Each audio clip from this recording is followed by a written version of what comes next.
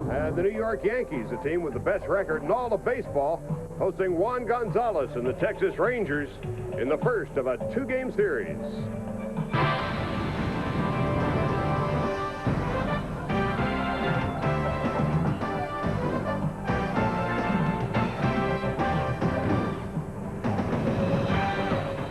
It's Wednesday night baseball from the Bronx, Yankee Stadium, the Yankees and the Texas Rangers. Hi, everybody. I'm Charlie Steiner. The New York Yankees at 25-7 are off to their fastest start in 40 years. And if the Red Sox and Texas Rangers shared the same division, they would both be 3.5 games behind the high-flying New York Yankees. Joined tonight by Dave Campbell. And when you think about the Yankees' astonishing start, they have done it with Chuck Knobloch hitting just .242. Mariano Rivera missed the first 3 weeks of the season. So some other guys are picking up the slack. Yeah, they really are, Charlie. But the Yankees find different ways to win. I mean, in the early going, they were running like crazy on the base pass. They lead the American League in stolen bases. Then they got the home run ball going. Last night, they won with little ball, advancing a runner in the squeeze play. The pitching has been real good, with the exception maybe of David Cone and David Wells consistently. But the one guy who has been consistent, just like last year, Tino Martinez, 141 RBIs last year, and on a pace like that again. Martinez hitting .333 in the early going. The Texas Rangers, on the other hand, they're in first place in the American League West by 4.5 games over the Angels. On display tonight, the human RBI machine, Juan Gonzalez. 323 RBIs in his last 304 games, better than an RBI a game since the beginning of the '96 season. He's one of those guys, when he gets men on base, his eyes get real big. Some guys are afraid to hit in the pressure. Gonzalez thrives on it. Speaking of the '96 season, that is when the Yankees and Rangers last met in the postseason. Maybe this year, we'll see it all over again. Yankees and Rangers coming up next.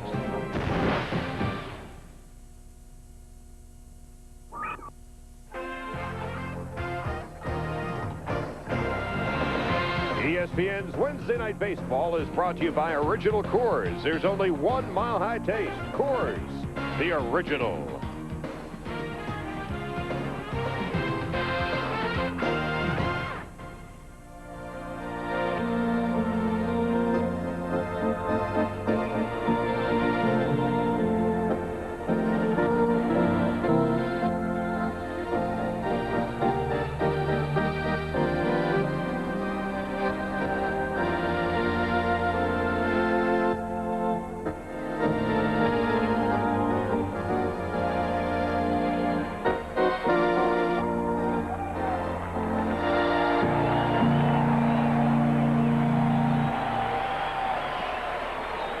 On a cool, crisp spring night in New York, it's the Yankees and the Texas Rangers in the first of a two-game series.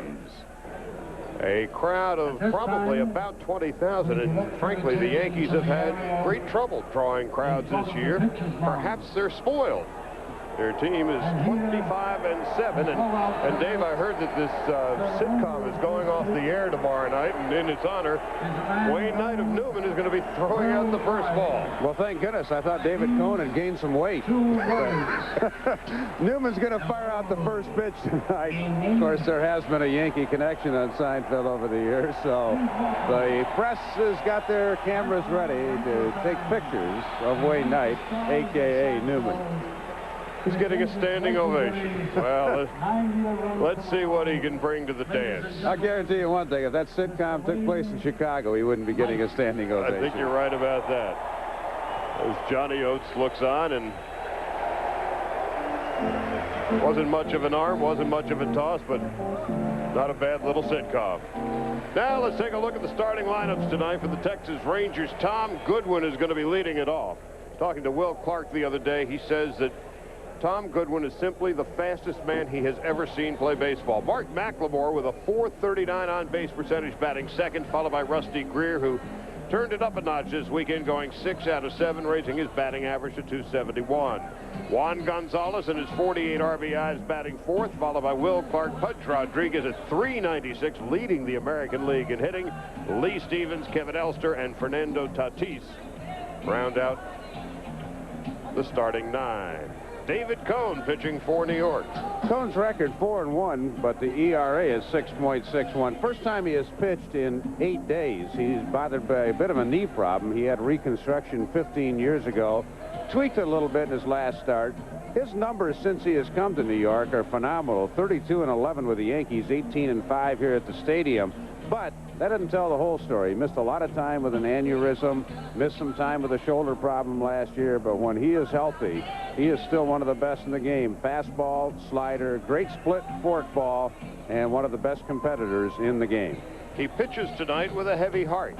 Tomorrow at the Sloan Kettering Cancer Institute here in New York, his mom will have surgery to remove a mass from her lung. The initial report is that it is benign, but it's still always serious business, that kind of surgery. And so David Cone pitching tonight and basically in some kind of a sanctuary out on the hill where he can forget about everything.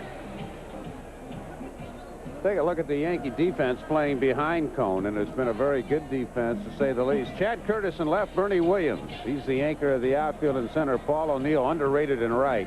Double play combination of Jeter and Knobloch, certainly one of the very best in the game, perhaps the best offensively and near the top defensively. Scott Brochus has been a pleasant find for the Yankees coming over from Oakland, and the steady Tino Martinez is at first base, the Gold Glove winner a year ago. And Joe Girardi will be calling the signals for David Cone as Tom Goodwin steps in to lead it off for the Texas Rangers.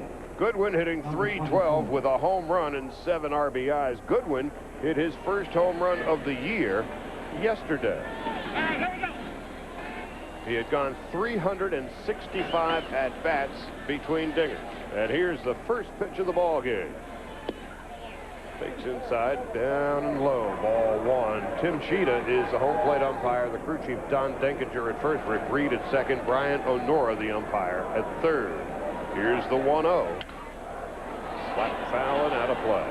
Charlie, one of the reasons the Yankees are leading the American League in runs scored is the combination of Goodwin and McLemore getting aboard. Goodwin, a .330 lifetime on-base percentage guy, much better this year, and even though McLemore has been slumping of late, they have really set the table for the middle of the lineup. Slapped in to the glove of Derek Jeter.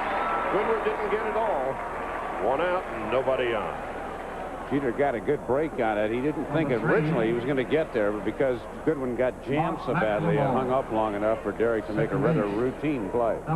Brings up Mark McLemore, hitting .307. And with a .439 on-base percentage, but he has slumped of late. 3 for his last 32. Tailing fastball, outside corner, nothing in 1. Not very many of these Rangers have done much with David Cone in the career, especially guys like Greer, Rodriguez, Clark, and Gonzalez have been so-so. So the heart of their order has not done much. We'll see what happens tonight. Nothing in 2 to McLemore. Got off to a blazing start, but has seen his batting average drop 72 points in the last 11 games. Takes up high, 1 ball and 2 strikes. McLemore played only 89 games last year. Tore a ligament in his hand. Had both knees scoped as well. 1 and 2 to McLemore. First strikeout in the ball game for David Cone. Well, the 8 days certainly doesn't appear to have any rust on David Cone. He comes out and looks very sharp here in the first inning. 29, Rusty Greer. That brings up Rusty Greer. Number 29. McLemore left standing at the altar. Greer 193 hits last season, a career high, and he fouls it back. Nothing in 1. Charlie, you mentioned when you were giving the lineups that Rusty Greer has been hot of late. One of the things Rudy Jaramillo, the batting coach, told Rusty, he says, hey, you utilized the whole field last year. Quit trying to pull so much. He started to spray the ball, and the average has gone up. 7 for his last 14. Down and in, 1 ball and 1 strike. Rusty Greer hit .321 last year and .332 in '96.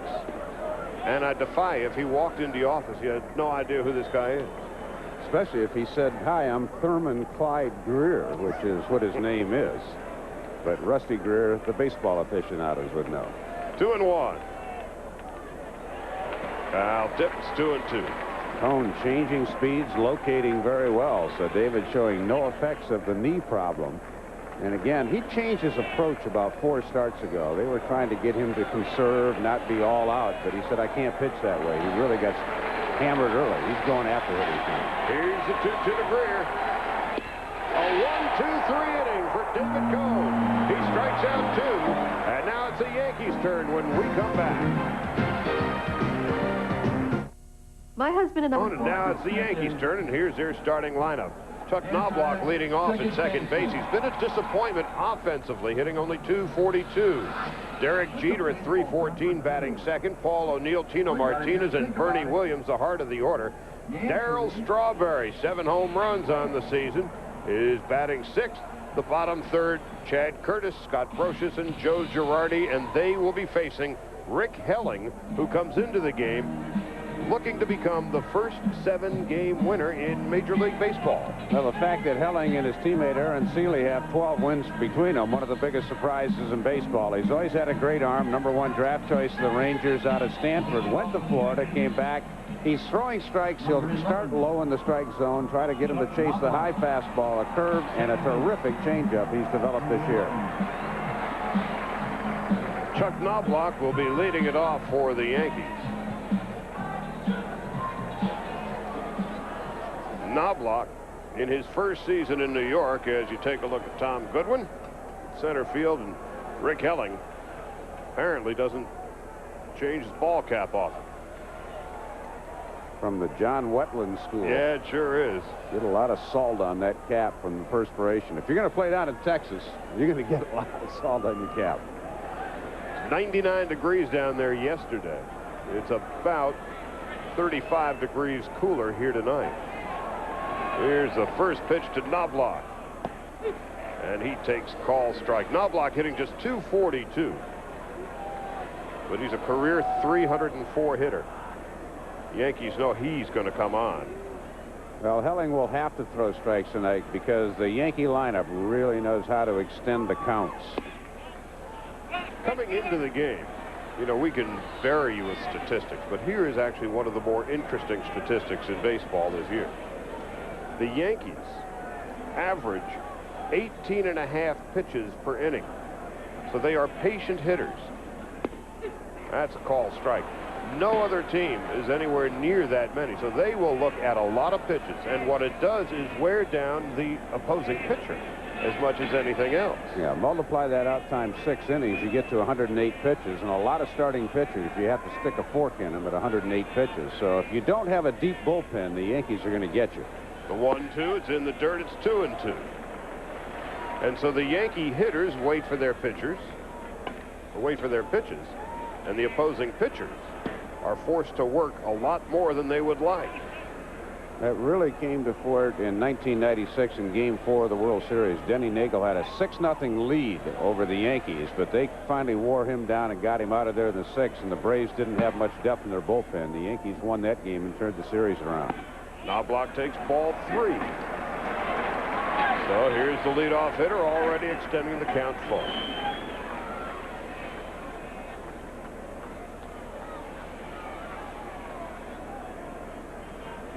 Three balls and 2 strikes to Knobloch. Drills it down the third baseline. That's fair. Knobloch on his way to second base, and he will make it as Greer has trouble picking it up. A double for Knobloch to lead off the bottom half of the first. Now, last year, Derek Jeter, #1, Chuck Knobloch, #2. And, of course, Knobloch was with the Twins then, and pitches seen. I mean, that means they play a lot of games, but they also work the count deep. Knobloch knew he'd get a fastball, 3-2. Turned on it, whipped it in the corner. So the Yankees do what they do best, make the pitcher work hard and then get a base hit. And that brings up Derek Jeter, hitting 319. Correction, 314 with 5 home runs and 19 runs batted in. As Knobloch leads off second, Jeter squares and fouls it back. Well, again, this is the example of the little ball. It used to be the Bronx Bombers, with Ruth and Garrick. Well, they got some guys that can hit home runs, but they also have some great role players that know how to advance runners. Last night they won a 3-2 game, a lead double by Curtis. Brocious hit a ball to the right side to get him to third, and Girardi squeezed. Jeter's job is to get Knobloch to third base. Infield squeezed at the corners. Second and short back. And there's a high fly ball to deep left center field. Way back at the wall. It's caught by Rusty Greer on the warning track with his back to the wall. So Jeter tried to bunt on the first pitch and nearly took it out on the second.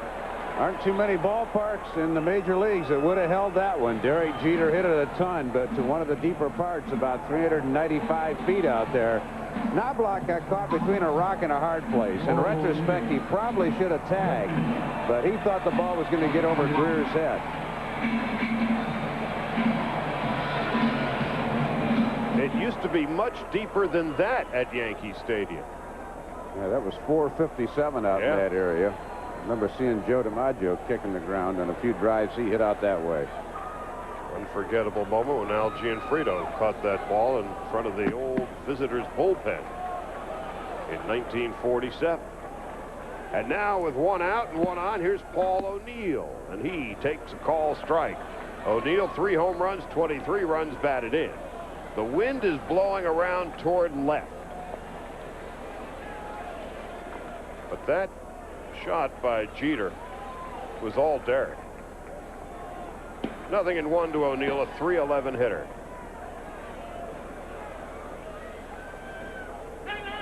And O'Neill has seen enough, and he's going to take a timeout. It's amazing how when you bring up the Gianfrido, all of a sudden the long-term memory sometimes is much better than what happened today. But you remember that sign right in front of where he caught it was 402. And then if we went further out in left center, it was 457, and straightaway center was 461. 0-1 to O'Neill. As Bud Rodriguez sets up outside, the ball is outside. 399 now. That's where it used to be, 457 feet to clear that part of the ballpark. So they've shortened the dimension somewhat. It's still a nice short porch in right field. 314 into the right field corner, 316 down the left field corner. Here's the 1-1. Ball 2. O'Neill's been an amazing story. Never hit 300 in all his years with Cincinnati. But since coming to New York, he has never hit under 300. The difference is he has learned to utilize, like we talked about with Rusty Greer, the entire field. He used to be kind of a dead pull hitter. Now he hits it wherever it's pitched. 2 balls and 1 strike with 1 out in the bottom half of the first. And O'Neill pops it up. In foul territory, Tatis makes the catch, 2 out. Now that's the pitch that's turned it around for Rick Helling. The great off-speed pitch with good deception. He didn't have that pitch in the past. O'Neill was way out on the front foot. First pitch. Number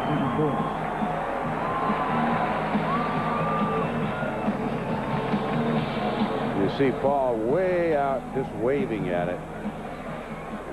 No advance by the runners. So the Yankees, on the ball that Jeter hit, had Knobloch tagged up, he could have advanced to third. But it didn't seem to matter as O'Neill couldn't get him in anyway. Here's Tino Martinez hitting .333. And he takes a call strike. Now one of the most popular Yankees among the Yankee faithful here in the Bronx. It wasn't that way when he first arrived, having had to replace Don Mattingly. And he got off to a horrendous start here in New York. But he has found his way, and now he's become one of the most popular players. Took a road game back in his first year here, 1996. Played a 15-inning game down in Baltimore, and he hit a grand slam homer to win it. And that was when he was struggling at about 150 in May. But that turned it around for his season, and the fans got behind him then. 0-1 to Martinez. And Tino pops it up in the infield. Will Clark makes the call, and the catch, and the inning is over. So the Yankees strand 1. It's scoreless after 1. Juan Gonzalez is due up next. Mariners above 500 for the first time this year, taking on the Tigers at the corner. And Damian Easley, a 2-run job in the second, his 7th first this month. Tigers have added another one. They're on top 3-0, Charlie. All right, Reese, here at Yankee Stadium. It's a chilly night. Not nearly as cold as it was here last night. We had rain here in the Northeast for what seemed like the past 2 weeks solid. And so it has cooled off considerably. However, tomorrow the feel of summer should be in the air. And here is the red-hot Juan Gonzalez. 9 home runs, 48 RBIs. 48 RBIs in 37 games. Everybody's talking about whether or not Roger Maris's home run record might fall this year, and it might well. And there's a high drive to deep left center field, way back, and that is gone. Gonzalez well over the 399 sign for his 10th home run and his 49th run batted in. He hadn't had a lot of luck against David Cohen batting average-wise, only .231 in the career, but that's his 4th homer, and that was one of those ones that everybody in this ballpark knew when contact was made. 1-0 Texas. First base, number 22. Look at the extension. Just take one look, put the head down, and go into your trot. And that brings up Will Clark. Clark hitting .318 with 6 home runs and 23 runs batted in. Will completely healthy for the first time in 2 years. And he's getting some of his power back as well. Well, it was the arm injury from 1996 that really limited his power a year ago. This guy's got no problems. All he needs to do is A, stay healthy, and B, have McLemore, Goodwin, and Greer get on base, and he may threaten that Hack Wilson record. That's a strike. 2 balls and 1 strike. So everybody has been talking about the 61 home run record held by Roger Maris. Everybody is also forgetting about Hack Wilson's 190 RBI record that Mr. Gonzalez appears to be in hot pursuit of. 2-1 to Will Clark, and he steps out. One of the things Gonzalez has done in the last 3 years is stop lifting weights. He was plenty strong enough to go to a lot of flexibility exercises, but he's only played more than 142 games once in his career. Clark fouls it back. It's 2-2. Last year, he missed practically the first month of the season because of a hand injury sustained in Puerto Rico. Year before, he missed the early part of the season. So if Gonzalez, and that's a big if, can stay healthy the whole year, it could be fun to watch. Same thing with Will Clark. And Clark bounds it foul.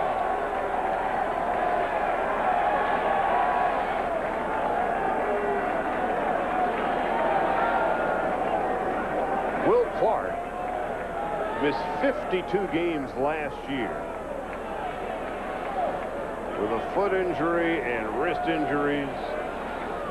He was miserable, but still managed to hit .326 despite it all. Fouls it back and out of play. Clark had that same arch injury that has been plaguing, seems to be the new injury in vogue in Major League Baseball. Geronimo Baroa is out. Tim Salmon is just back from the disabled list, but he's nowhere near 100%. Cost Mark McGuire almost 2 years.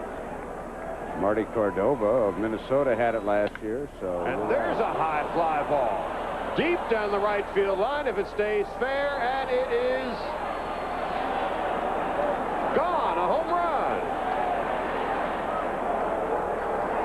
Back-to-back jack.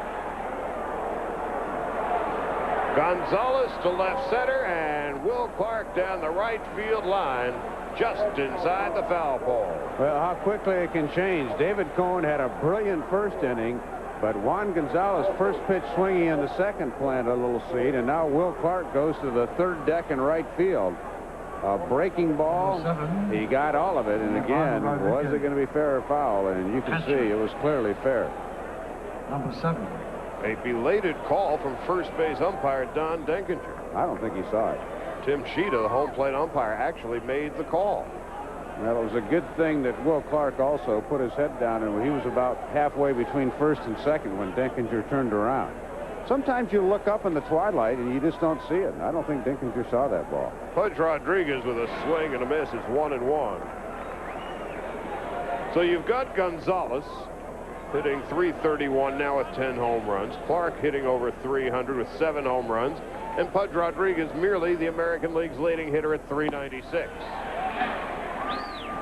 Now it's 1-2. Charlie, you know the other thing, with 3 decks to survey, when Dinkinger turned around, he can't be sure which deck that ball is going to go in.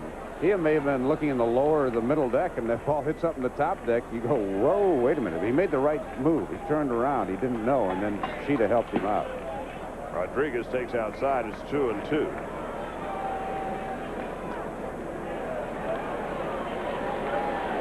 Pudge has won 6 consecutive Gold Gloves and 4 consecutive Silver Slugger bats as the best hitter at his position. Well, Joe Torre was talking about him. Joe, of course, manager of the Yankees and a former catcher in his own right. He says, without a doubt, Pudge Rodriguez is the best all-around catcher he's ever seen, combining the defense and the offense. Joe came up as a catcher, finished his career as a third baseman. Fouls it back. Count holds it 2-2. Yeah, I don't think there's any doubt. Until Mike Piazza came along, Johnny Bench was considered the greatest hitting catcher ever. Yogi Berra right in there, Roy Campanella. But what Bench did over the years, and Bench had the great arm. But Pudge Rodriguez, he won't hit for that kind of power. But Torre says, in his opinion, Rodriguez is the best he's ever seen. Here's the 2-2 to Pudge. Ball strike 3.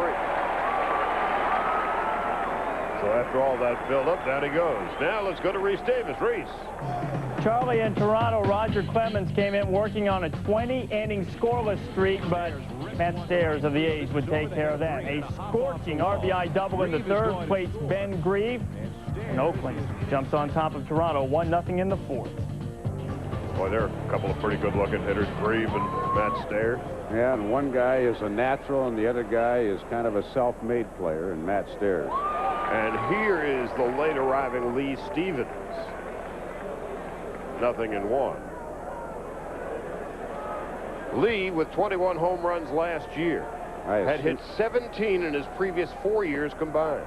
Yeah, I was going to say, I assume you don't mean that he got to the ballpark late tonight. At the age of 30, Stevens, in just his 4th big league season. Well, it's an amazing thing. He went to Japan and really learned how to hit over there after everybody else had given up on him here. Easy ground ball to Martinez. He'll take it himself. You just never know about a baseball player. I mean, sometimes they start out maybe as a hitter all their career. They never get tremendously better at all, but we saw a shot with Rhys Davis showing Damian Easley of Detroit. I mean, the first 5 or 6 years he played in the big leagues, never hit more than 5 homers. He goes deep 20-plus times last year. All of a sudden, he's doing it. And look at Rick Helling tonight for Texas, 6-0. There's a guy that struggled most of his big league career. And here's another one, Kevin Elster, who pops it up to short center field. Williams coming on, and it drops. It looked as if Bernie got off to a late start, and then there seemed to be a communication gap between Williams and Derek Jeter.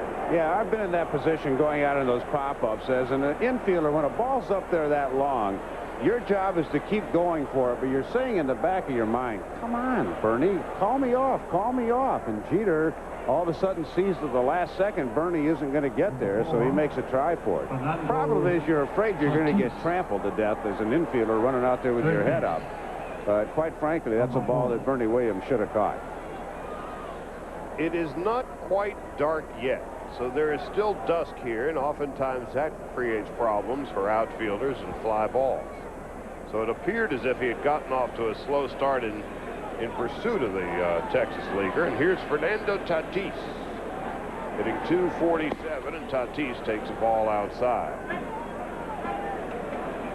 The Rangers felt last year that they could afford to trade Dean Palmer for Tom Goodwin and get themselves a leadoff hitter and a center fielder, because they thought Tatis would be their third baseman of the future. They're not so sure now. Call strike, 1-1. Well, he has been doing a lot of work Johnny Oates sat him down for about, well, basically 10 days. He didn't start.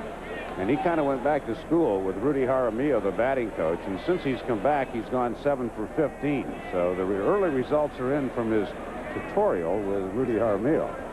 1 ball and a strike.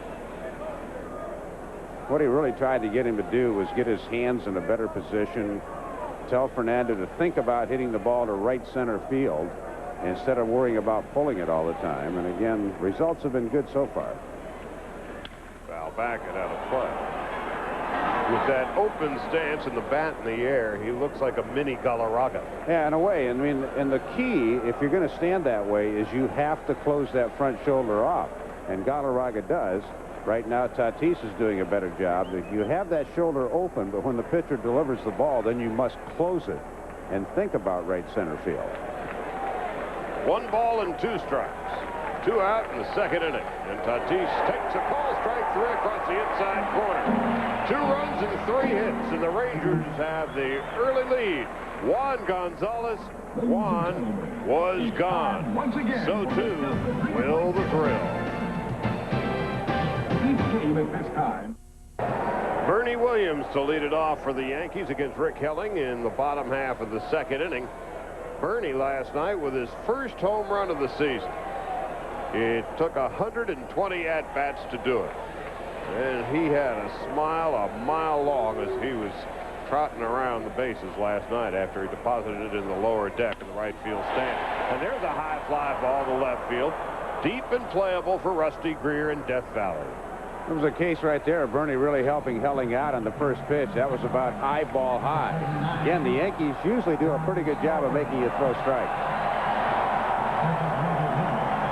Darryl Strawberry, whose career began in New York, in the borough of Queens, and will end in the borough of the Bronx, is still maybe the most popular Yankee of them all.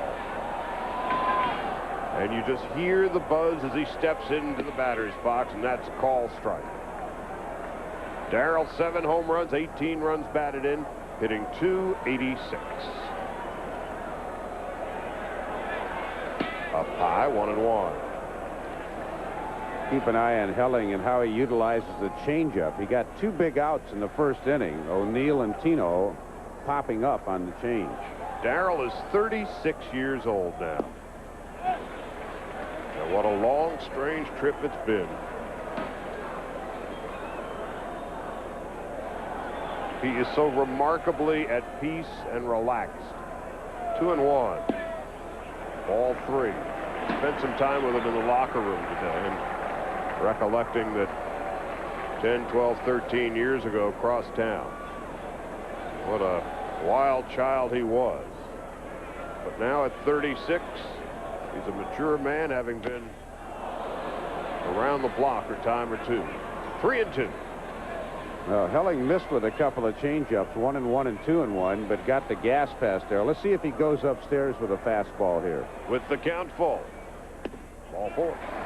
Tried to go upstairs with it, just got it too high. Again, Helling, what he's done this year is start low in the strike zone with his fastball, show him the change, and then try to go above the belt with the fastball when he's got him thinking changeup. But that time it was way high to Darryl. Number 28. One of the triumvirate playing left field for the Yankees is Chad Curtis. Curtis, Strawberry, and Raines are sharing time out there. And it is a testament to all three that there has not been even a hint of controversy. This is one of the more professional baseball clubs you're going to see all year. There goes Strawberry, and it's foul back and out of play. Well, again, what Joe Torre continues to do against Pudge Rodriguez, who is probably the best throwing catcher in baseball, they play hit and run. You don't do the straight steal quite as much, but Strawberry has stolen 4 this year, and that's one thing the Yankees have left spring training doing, running. The Yankees have stolen more bases and have hit home runs. 46 stolen bases on the year. They lead the major leagues in stolen bases. They've hit only 35 home runs. 0-1 to Curtis. Helling checks Strawberry. Not going. 1-1. Pudge is going to throw out 50% of opposing runners. That's his career stat.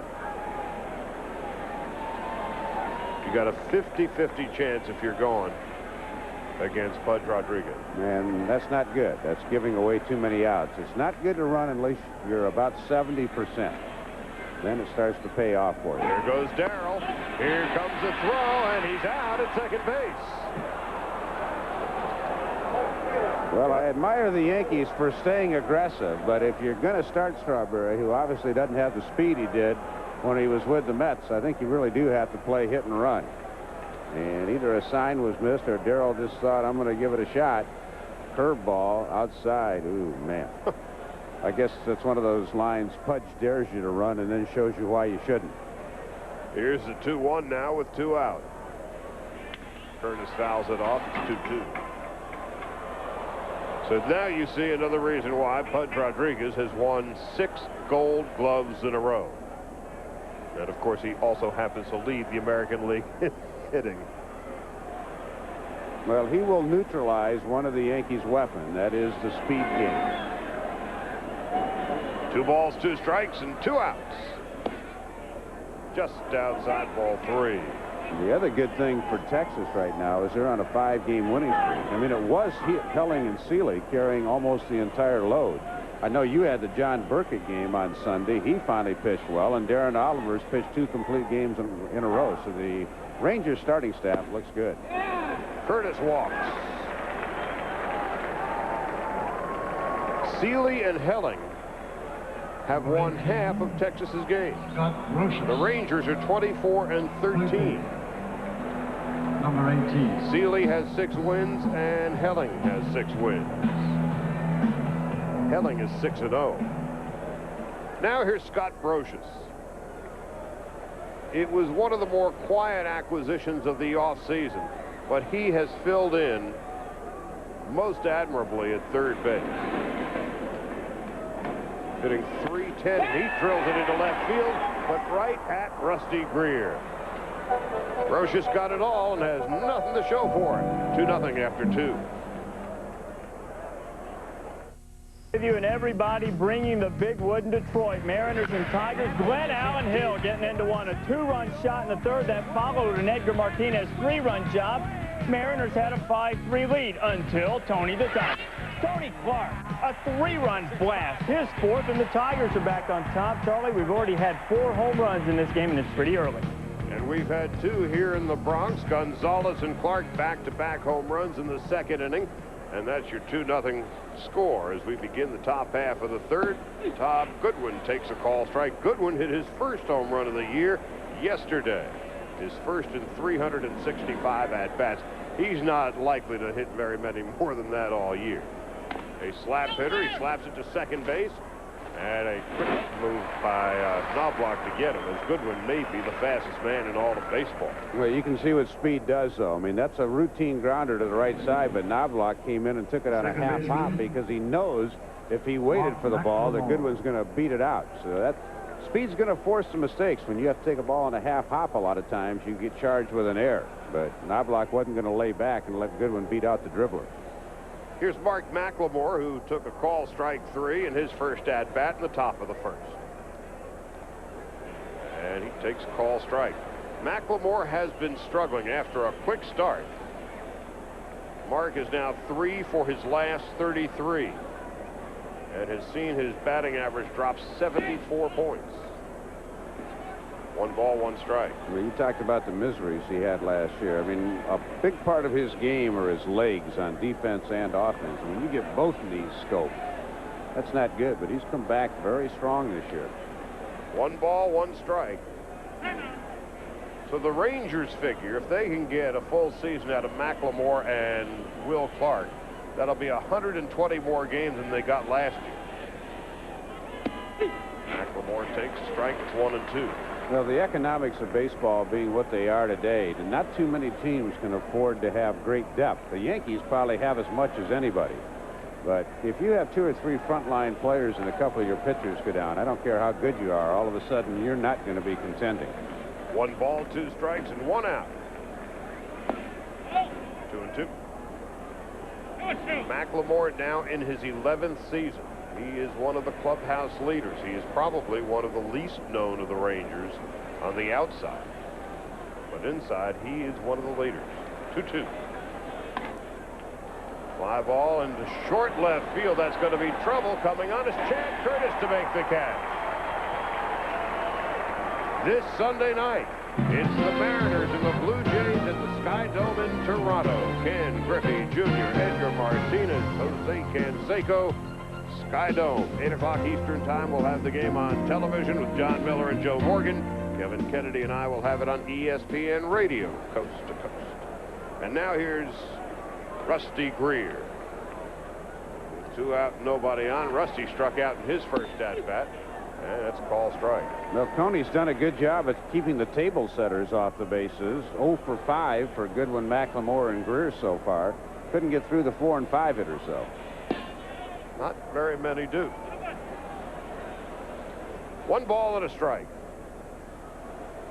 Last year, when Greer hit 193 hits, he was 2nd in the American League in that category. And he skies it into short left field, exactly where McLemore put it, and that's exactly where Chad Curtis made the catch. Nothing across for the Rangers in the top of the 3rd. Twins Brett Saberhagen looking to go 6-0 to start the season, and Todd Walker greets him rather rudely. A leadoff job in the bottom of the 1st, his 2nd. What a great job Charlie Walker's done filling in for Chuck Knobloch. Joe Girardi leading off the bottom half of the 3rd, and he takes up and in for a ball. Girardi hitting 200.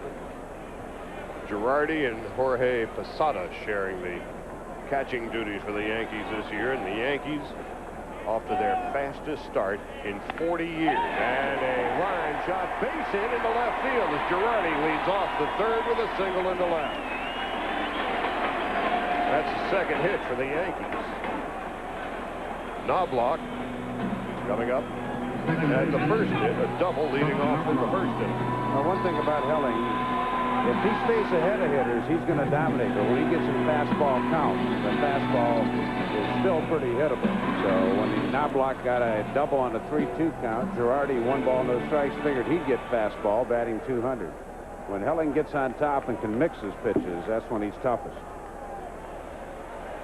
Outfield straight away, infield at double play depth. Nobody out in the bottom of the 3rd. And Knobloch off to a slow start. But slowly his batting average is heading toward respectability. At 248 now with the double in the 1st inning. A lifetime 300 hitter. Girardi with no speed to speak of, taking a short lead off 1st.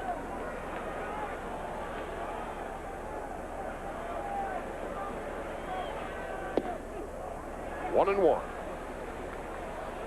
Knobloch, a great hit and run man. Willie Randolph going through the signs down at 3rd base. But with Girardi aboard in Rodriguez's arm, you better make sure you put it in play somewhere. 1 ball, 1 strike. In the home half of the 3rd at Yankee Stadium in the Bronx. 2 balls and a strike. This will be the 10th pitch that Chuck Knobloch has seen in 2 at-bats. Again, he knows how to work the pitcher, and that's been a great part of the Yankees' success. Those first 5 to 6 hitters in the lineup really know how to work over a pitcher. Jeter on deck, O'Neill to follow. Here's the 2-1. Ball 3. Well, Knobloch's got a fastball count again, even though Helling's got the good change and the good curve. Knobloch not a big power threat, so in this situation, Helling's going to try to throw him his best fastball and say, hit it if you can. Pitching coach Dick Bosman looking on. As Helling is digging himself a hole. 3-1. Slapped down the right field line, curving foul and out of play.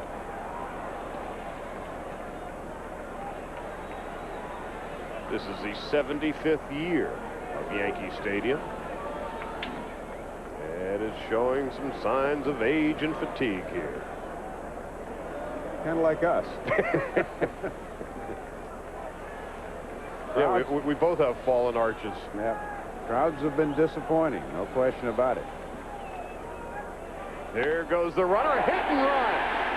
Beautifully done by Knobloch, and Girardi will go to third, standing up, big turn for Knobloch. He'll stay put. Runners in the corners and nobody out.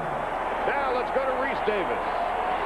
Charlie Brady Anderson came into the night hitting under 100. He led off the game with a homer against the Indians, and then in the fourth, better start rewriting this story about a man named Brady. His third, second of the game, first multi-homer game since September of '96. Orioles big. Meanwhile, the Yankees here have something going on the Knobloch hit and run to perfection. Well, that's a case right there where I think if you're going to be on the cover like Macklemore was, you've got to play closer to second base and not leave the spot open. Knobloch's not going to strike out. He's going to make contact. You got to give a little ground, but don't leave so early. Jeter just missed a home run in his first at-bat. A ball low and away for Helling. He put Rusty Greer right up against the wall in left center field in his first at-bat. And Yankee fans are smelling some blood and are trying to get to Helling.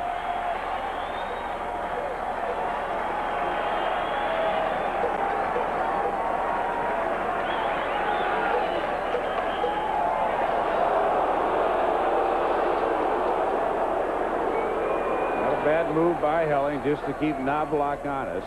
Everybody says the play never works. Well, recently we've seen it work quite a bit.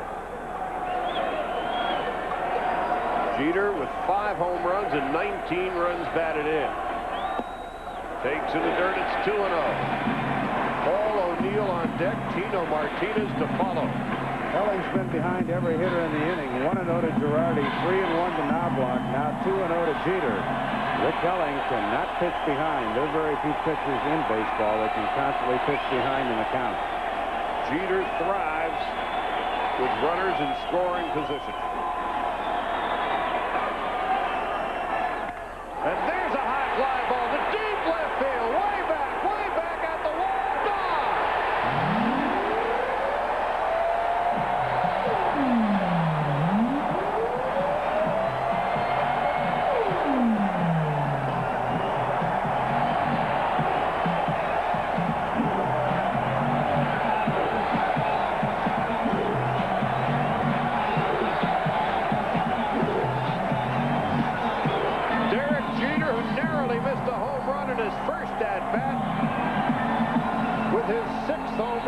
Season, and the Yankees lead it 3-2, and Dick Bosman quickly to the hill to check with his rattled pitcher Rick Helling. Well, part of the talk is going to be getting ahead of hitters, because that's what Rick Helling has to do. Coming into this game, he had given up 6 home runs, all of them solo, but he got behind Derek Jeter, who punished him with a 3-run shot. And again, Bosman saying, Rick, what's made you successful this year is strike one.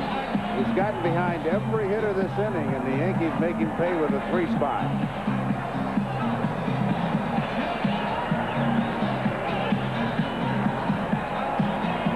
Derek Jeter, who hit 10 home runs in each of his first 2 seasons in New York, has already hit 6 in just 33 games. Now here's O'Neill. Nothing out of 1. He popped to third in foul territory in his first at-bat. A 406-foot home run for Derek Jeter. He missed a home run in his first at-bat by no more than 3 feet. And now the 0-1. Check swing. Tatis at third. Easy toss. Finally, the first out of the 3rd inning. Well, Paul O'Neill, who wears his emotions on his sleeve anyway, nothing will tick a hitter off any more than that. Again, we're going to watch Rick Helling getting behind 2 balls and no strikes. I assumed the tape operator's going to run it at some point, but he didn't. But it was a fine-looking pose. Yeah.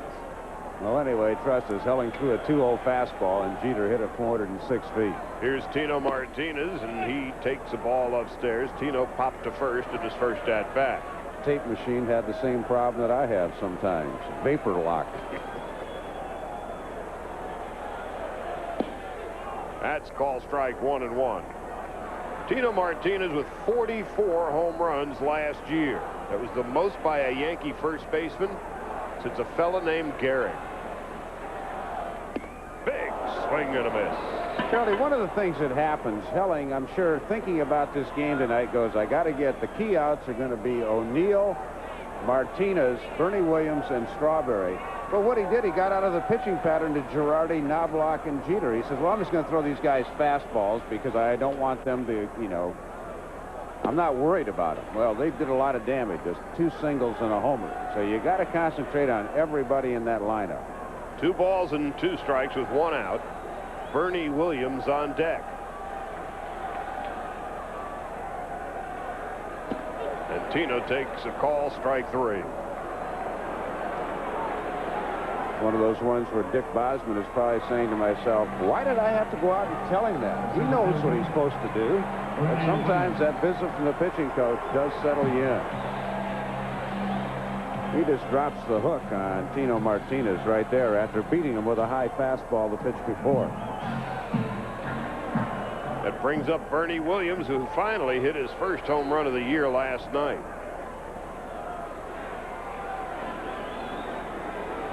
Now in his 7th season. That's called strike. And there are those who feel it will be his last season in the Bronx. There's already been talk of some underhanded deal in Arizona.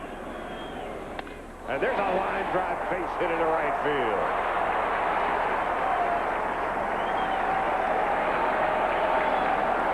So the Yankees, with their 5th hit of the night,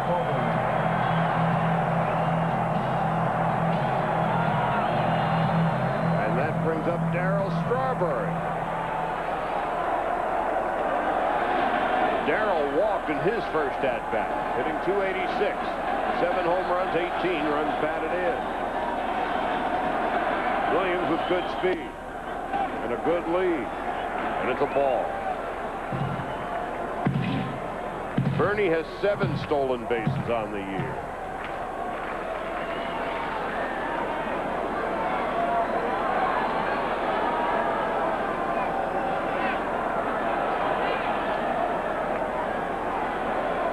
The 1-0.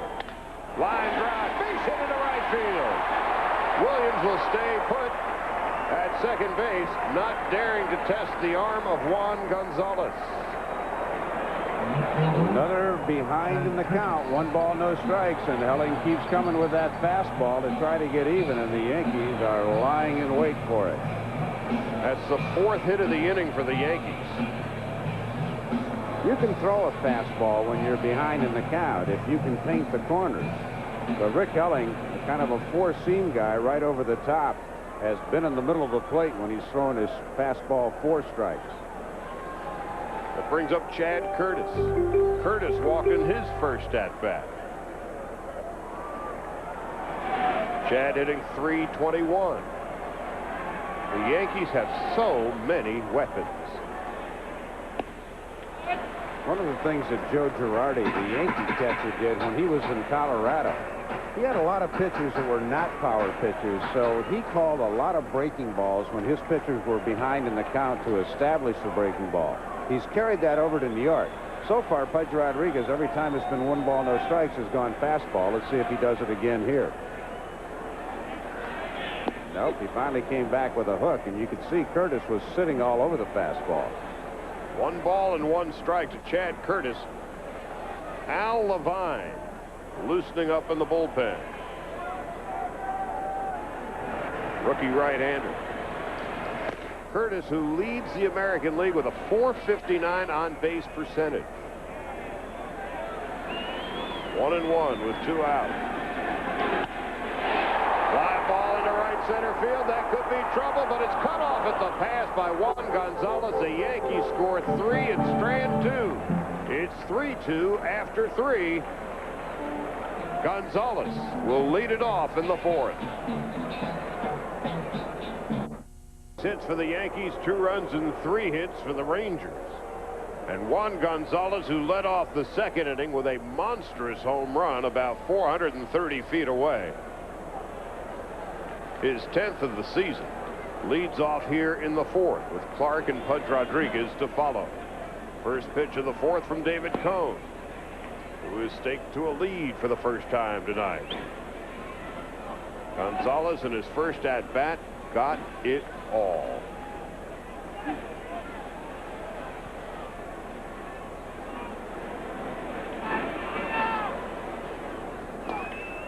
Ground ball foul. 1 ball, 1 strike.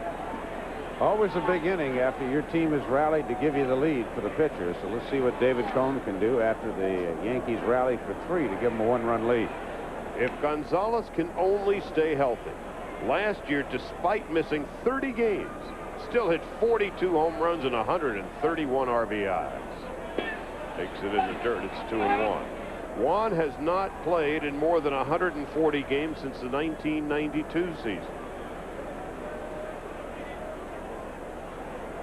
In 7 full years in Texas, he has averaged 36 home runs and 110 runs batted in. That's a fair ball down the left field line.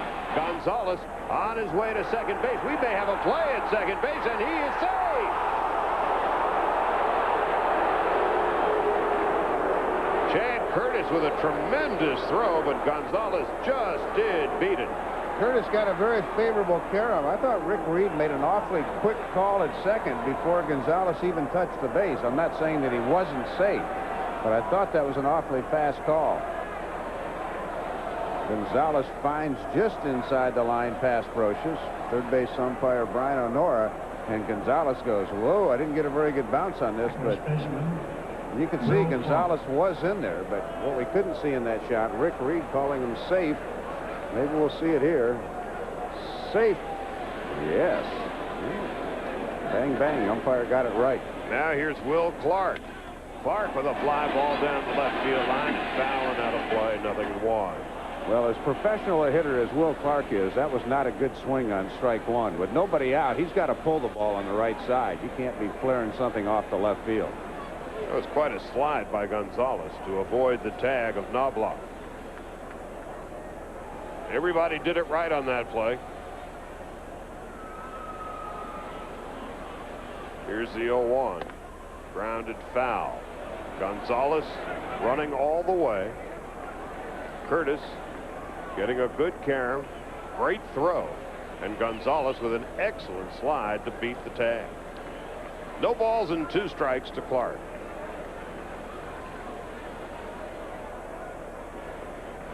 Will with the home run, his 7th of the season, now 24 RBIs and hitting .323.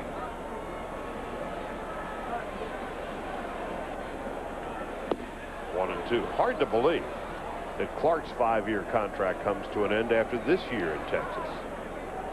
Well, it's important, obviously, for him to stay healthy. 5 disabled lists in the last 2 years, and if he wants to get an extension, he's going to have to prove to the Rangers that he is healthy. Missed 52 games last year. The 1-2. It's now 2-2. Appeared in 5 All-Star games while with the Giants, but 1 with Texas.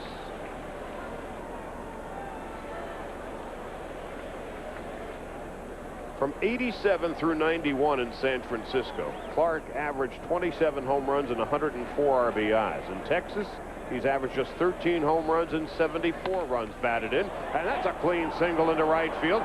Gonzalez is being sent home, and he's going to score standing up. And that ties the score at 3 on the clean single into right by Clark, his 2nd RBI of the night. Well, again, David Cone's done a wonderful job of keeping the table setters off base. He has retired the top 3 guys in the order both times, but he can't get Gonzalez and Clark out. We said Clark had a bad swing at the first pitch, but he made up for it the next 2. David Cone keeps wanting to throw him that off-speed pitch. Clark has a home run and a single off the slider to show for it. So Clark and Gonzalez tonight have combined for 4 of 5 Texas hits and have scored 3 of their 4 runs. Now here's Pudge Rodriguez, who struck out. Took a call strike 3 in the 2nd inning. Pudge now hitting .393, and he takes low and away for a ball.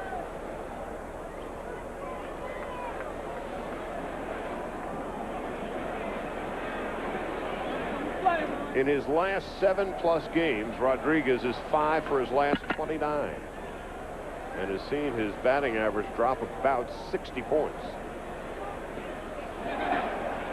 1 ball, 1 strike. He went fishing. Well, again, you see Girardi, 1 ball, no strikes. Pudge sitting all over fastball, but Girardi will call the breaking ball a lot of times when that pitcher's behind a ball and no strikes. Then if you get that across for a strike, then you can come with a fastball because you've planted in the seed in the mind of the hitter that you can get that breaking ball over. Again, Rodriguez only 1 time last inning when the pitcher got behind, went off speed. Keeping Clark close.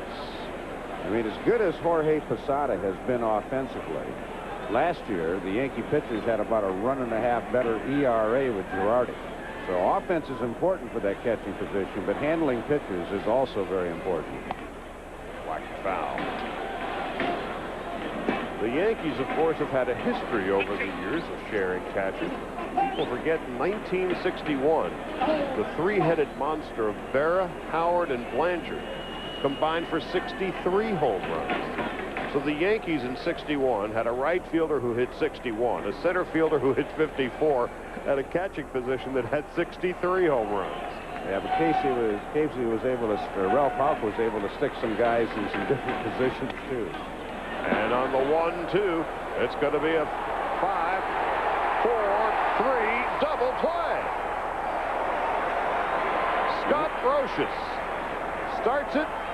Knobloch the middleman, and Martinez finishes it up. Now, what a wonderful turn. Brocious gives Knobloch a good feed. Chuck can't get much on it because Clark's in at his feet, but they just barely got Rodriguez at first base. Great feed by Brocious. Gave Knobloch something to work with, and I'm not too sure first base, but the out was called. Don Denkinger, the first base umpire. Yeah, I think Blanchard and Yogi Berra had some outfield time during Played a lot of season, left field in 61.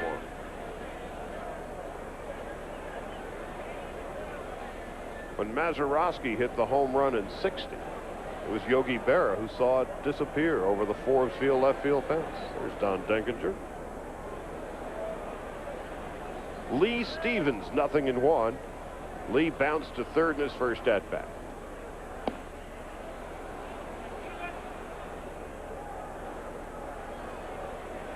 One ball, 1 strike.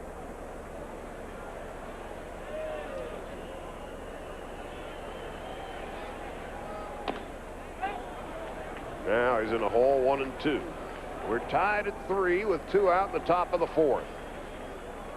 Scott Brocious, who has solidified the Yankee infield on the left side. You talk to the Yankees, and to a man, they're surprised at how good he is every day. You see him in highlights every now and again. Here's the 1-2, and it's now 2-2. But all of the Yankees we were talking to today were raving about seeing him play every single day, doing the little things. Defensively and offensively, Brocious is hitting .310. Just outside. Well, there's an axiom in baseball: if you're going to get a good player in a trade, you're going to have to get him after an off year. Brocious's average went down 101 points last year. One thing I'm not sure some of the Yankees are aware of is how versatile he is. He's an outstanding outfielder, especially center fielder. The 3-2, and Stevens stays alive. But with the makeup of this Yankee team, chances are, unless they have a lot of injuries, he's going to be firmly implanted at third base. But for Oakland, he played short, second, third, left field, center. Extremely versatile. He really knows how to play the game. 3 balls, 2 strikes, and 2 outs to Lee Stevens. Elster on deck. Swung on and missed, strike 3. We won't see Elster until the top of the 5th. But first things first, Yankees with Brocious, Girardi, and Knobloch due up in the 4th. Davis with you. Red Sox and Twins. Brett Saberhagen feeling Minnesota, and so far it's painful. Terry Steinbach taking him out. His second. Walker homered earlier, and the Twins are on top of Saberhagen 3-0, Charlie. Scott Brocious to lead it off for the Yankees in the bottom half of the 4th. And Brocious squares and takes a ball. Brocious flied to left in his first at-bat. Helling struggled in the 3rd inning. And he has struggled with his command tonight. He's 6-0 coming into the game. Brocious with a base hit into left field. So Scott Brocious delivers the Yankees' 6th hit of the night. Well, I hate to sound like a broken record, but 1 ball, no strikes. Again, a fastball fouled by Pudge Rodriguez. And the Yankees, every hit they've had except one tonight has come when Helling's fallen behind. And now here's Joe Girardi. He singled in his first at-bat. The Yankees with 7 base hits now. 3 runs, 7 hits for New York. 3 runs, 5 hits for Texas. Girardi squares as they scamper in from the corners, and he takes a ball. Joe Torre is liable to do anything right here. Girardi, in addition to being a good bunter, also excellent at the hit and run.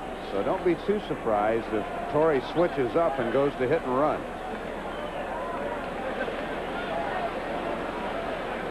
1 ball, no strikes. And he grounds it to short. This should be an easy double play. 2 out, and now nobody on as Girardi on the 6-3 double play. Well, Rodriguez again called a fastball on a fastball count, but that time Helling located the ball much better. He got it away from Girardi, and that was a tailor-made double play to Kevin Elster. Ranger defense with Elster back at short vastly improved over a year ago when he moved on to Pittsburgh for a year and then came back this year. And the Ranger outfield has yet to make an error all year. Knobloch takes a strike at the knees. Chuck is 2 for 2, a double and a single and a run scored, and now he's lifted his batting average to .253. Knobloch off to the slow start, but not anymore. 1996, Rangers won the West, went to the playoffs against the Yankees. They were #1 in the American League in defense after being horrible for years. Elster left last year. They fell all the way down to 9th. With Elster back, they trail only Tampa Bay in the American League right now in defense. 0-2 to Knobloch. Speaking of defense, as you take a look at Kevin Elster, Chuck Knobloch won his first Gold Glove last year.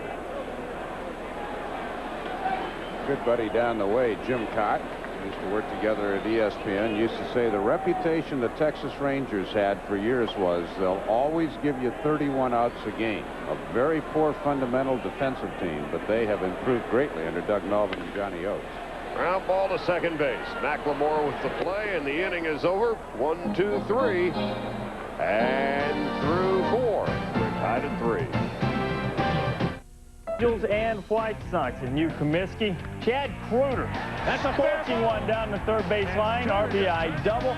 Kruger, 3 of his 7 RBIs have come against Anaheim. Velarde's answer with a home run is 2-1 White Sox as they play in the top of the 3rd.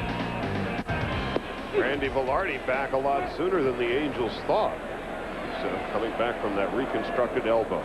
Meanwhile, here in New York, here's Kevin Elster. 0-1 to Elster in the top half of the 5th. Kevin with a single into center field. His first at-bat lines it right into the Yankee dugout. And there are some scampering white pinstripe uniforms down there. And he's headed. A hot cup of coffee. Elster hitting .246. 5 home runs and 21 runs batted in. Here's the 0-2. Takes the ball. Kevin Elster had just one of those seasons in 1996 when he hit 24 home runs and knocked in 99 runs. Never before or since has he had a year like that. Here's the 1-2. Foul tip. And I asked him, what was that all about? And he said, having played in the National League all those years, it's a whole lot more difficult to do anything offensively when you're batting 8th. The pitcher is coming up next. That year he batted 9th, and he's got the leadoff hitter following him, and he was getting to see better pitches. Here's the 1-2. Takes under the dirt, 2-2. And then he promptly said, you know, I was pretty near the all-time home run record for Met shortstops.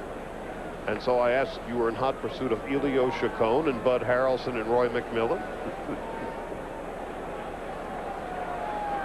Here's the 2-2. Call strike 3. Yeah, as a hitter, when a pitcher makes a pitch like that, David Cone, a slider outside corner at the knees, your best bet, take it, hope the umpire misses it, otherwise just kind of tip your cap and say, I'll get you next time. Here's Sheeta rang up. Here's Fernando Tatis. That's the 6th strikeout for Cone in 4 1/3 innings. 5 for a ball. Okay, let's see what Cone might do here. 1 ball, no strikes. Again, Girardi has a tendency to call breaking balls when his pitcher's behind in the count. Up went fastball down. 2 balls and no strikes to Tatis. Top of the order on deck, Tom Goodwin, and then Mark McLemore.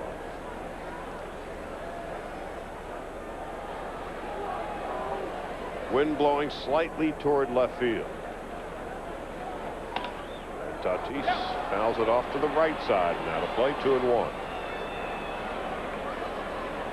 Well, Coney's done a pretty good job of handling everybody except Gonzalez and Clark. He has 6 strikeouts on the game and very little else in the hit department.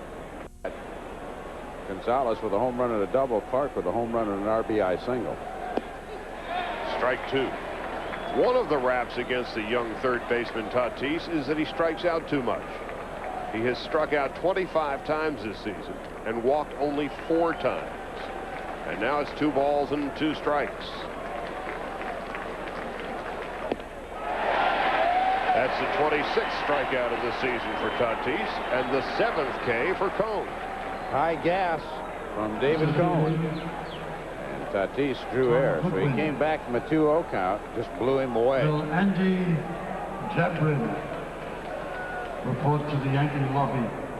You see that even though he closed off the front shoulder, again, he opened it up too quickly, and Rudy Jaramillo will probably talk to him about that. Tom Goodwin, nothing out of 2. Goodwin squares and takes a ball. Goodwin, the fastest man in baseball.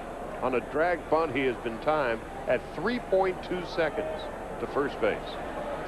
The 1-0. Slapped into left field. Easy play for Chad Curtis. The inning is out, and the Rangers are out in order. Halfway home, we're tied at 3.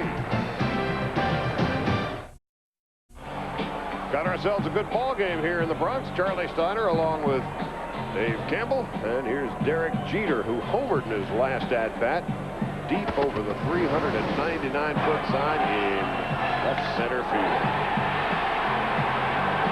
Jeter, that was his 6th home run of the season. Narrowly missed a home run in his first at-bat as Rusty Greer made the catch against the wall in left center. And Jeter takes under the knees, ball 1. Derek now hitting .317 with 6 home runs and 22 runs batted in. Upstairs, 2-0. So the Yankees 2, 3, and 4 hitters due up here. Paul O'Neill on deck, Tino Martinez to follow, and Bernie Williams should anything keep going.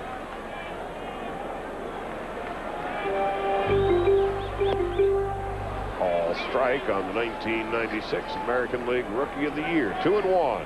Helling's starting to make a little better pitches in fastball counts. Went outside corner again. He made a good pitch to Girardi on the double play ball last inning. Just inside, ball 3. So the Yankees, who look at more pitches per inning than any other team in baseball, they wear other pitchers out. The 3-1. Strike 2.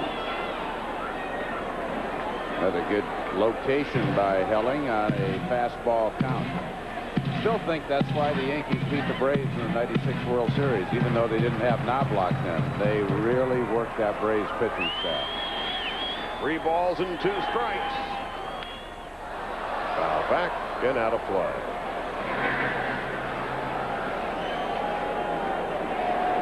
Three runs, 7 hits for New York. 3 runs, 5 hits for Texas. Neither team has made an error. Here's a 3-2 again from Helling. Ball 4. They are making Helling work. The Yankees with a record of 25-7, off to their best start in 40 years, and they are having trouble drawing crowds to the big ballpark in the Bronx, celebrating its 75th anniversary. Last night, just 16,000. And how ironic it is that some 35 years ago, Red Barber asked his television producer to show the empty crowd. It cost Red Barber his job. Now, the Yankees, and George Steinbrenner in particular, want to see these empty seats in his pursuit to build a new ballpark, most likely on the west side of Manhattan. Yeah, George has the luxury of having the best local television contract in baseball. I mean, I'm not saying the boss wants to lose money, but in order to get that new stadium, every time the Yankees don't draw, it just proves a point to the city officials. 0-1 to O'Neill. 1 ball, 1 strike. Bottom line is, night games in the Bronx, there are still a lot of New Yorkers who do not want to come into this neighborhood. They consider it dangerous, and they just don't want to come and park their cars and stay. 1 ball, 1 strike, and nobody out here in the bottom half of the 5th. Helling checks and delivers. That's call strike 1 and 2. Coming off the crowd of 16,000 last night, Steinbrenner even issued a press release tonight saying he was disappointed in the crowd, said something is very wrong, and the Yankees are politicking hard for a new ballpark. And when things fell out of the sky here, line drive down the left field line, that's going to be a base hit for O'Neill. Jeter on his way to third. Jeter is going to hold up at third. He slips and falls in an overthrow, and he's lucky to get back at third base. Derek Jeter was held up by Willie Randolph at third, and then he slipped on the grass, and had there been a good cutoff throw, he would have been dead to rights at third. Instead, it's now second and third for the Yankees, and nobody out. Well, Derek did a pretty good job of coming around third base under control, but because of 12 consecutive days of rain that ended yesterday, the feet go right out from underneath them. Elster did not notice that Jeter had slipped and fallen. Had he done that, he could have thrown to third, and they could have nailed him easily. Pitching coach Dick Bosman out for another emergency consultation with his young right-hander Rick Helling. And we talked about it in O'Neill's first at-bat, the fact that he never hit 300 in the National League. In the American League, he's never hit under 300, and that's a perfect example of why. Took the outside high fastball and just lined it to left field. There was a time in his career where he would roll the wrist over and just hit a pop-up or a weak grounder to second. Kevin Elster and Paul O'Neill knew one another when each was in the National League. Elster with the Mets, O'Neill with the Reds. And now Tino Martinez.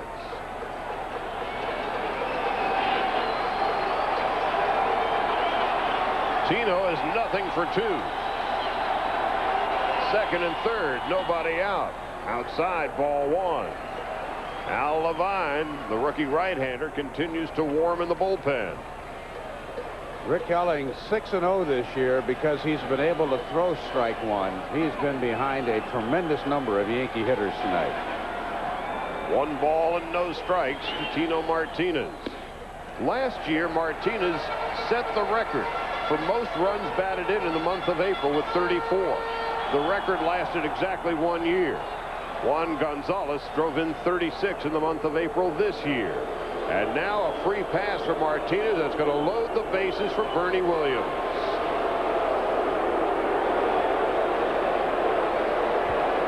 Well, we'll have to see how this strategy works out. To be honest with you, I don't like it very much from the standpoint you're not going to get much of a respite with Bernie Williams and then Strawberry. So Johnny Oates trying to play for the double play to blunt a big inning, but we'll have to see how it works out. With this Yankee lineup, I don't want to put the extra guys on base that I don't have to. And just a right-hander, Al Levine, warming up in the bullpen. Scott Bales and Eric Gunderson are the left-handers in the bullpen, but they are sitting and watching. And here is Bernie Williams, who's had a pretty fair career when the bases have been juiced. Bernie hit his first home run of the season last night.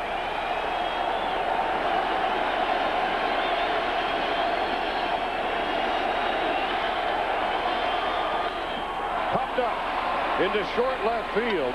Greer coming on. Foul ball. There is practically no room, as you can see, down the left field line in foul territory, or in right field for that matter, here in the Bronx. So Rusty trying to size up where he is, tries to make the sliding catch. Brian Honora, the third base umpire, really hustling out there right on top of the play to make the call. That's the third base umpire, Brian Honora, in his first year. 0-1 to Williams. Everybody standing here in the Bronx. There's a high fly ball to deep right field. Way back, and it's gone. Grand slam home run, Bernie Williams.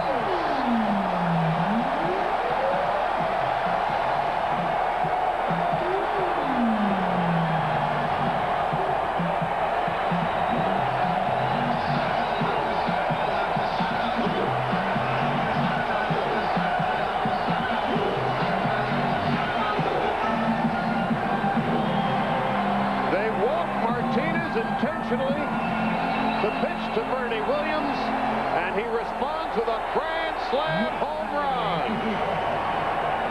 I guess, again, Helling had given up 6 homers this year, all solo. Tonight, he gives up 2 home runs, a 3-run and a grand slam, and Bernie knew it.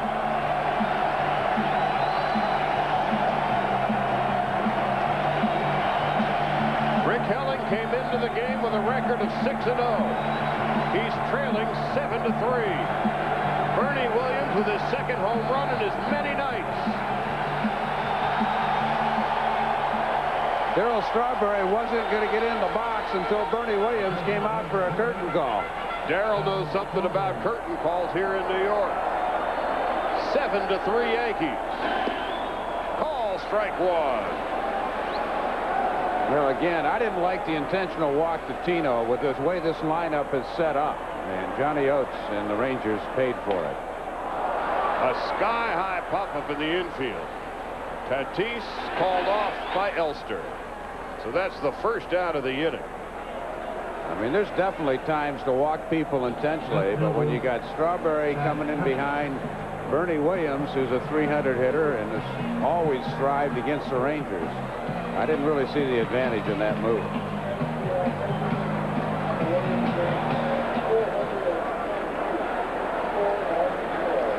.410-foot grand slam home run for Bernie Williams has given the Yankees a 7-3 lead, and Chad Curtis takes a strike. Curtis flied to right and walked in his first 2 plate appearances.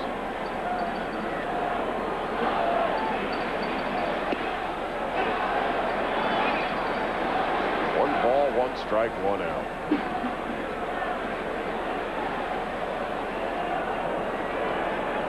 There's something about the acoustics in this place. Or just there's a high drive into left field, but right at Rusty Greer. Curtis hit it hard, but right at Greer, 2 out.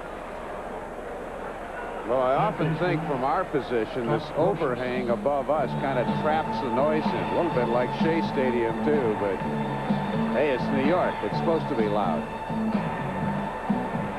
And with 2 out, now nobody on, Scott Brocious.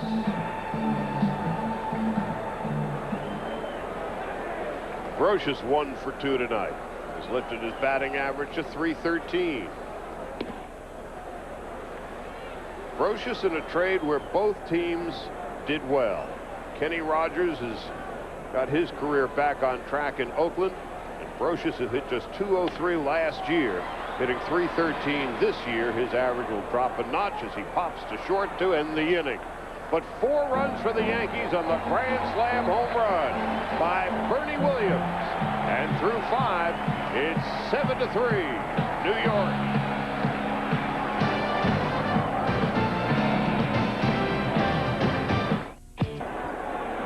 McLemore to lead it off for the Rangers. Now finding themselves in a 4-run hole. And McLemore with first pitch swinging, grounds it to short. 1 out in the 6th.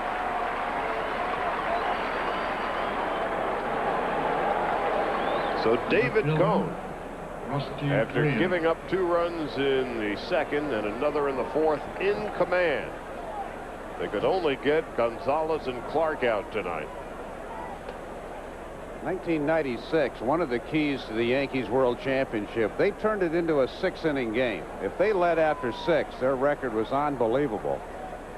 These two teams this year, the Rangers, when they lead after 6, are 21-0. The Yankees are 17-0. Kind of looks like whoever's leading after 6 is going to win this game. The 1-0 to Rusty Greer. It's 2 balls and no strikes. And you've got 2 of the preeminent firemen in all of baseball.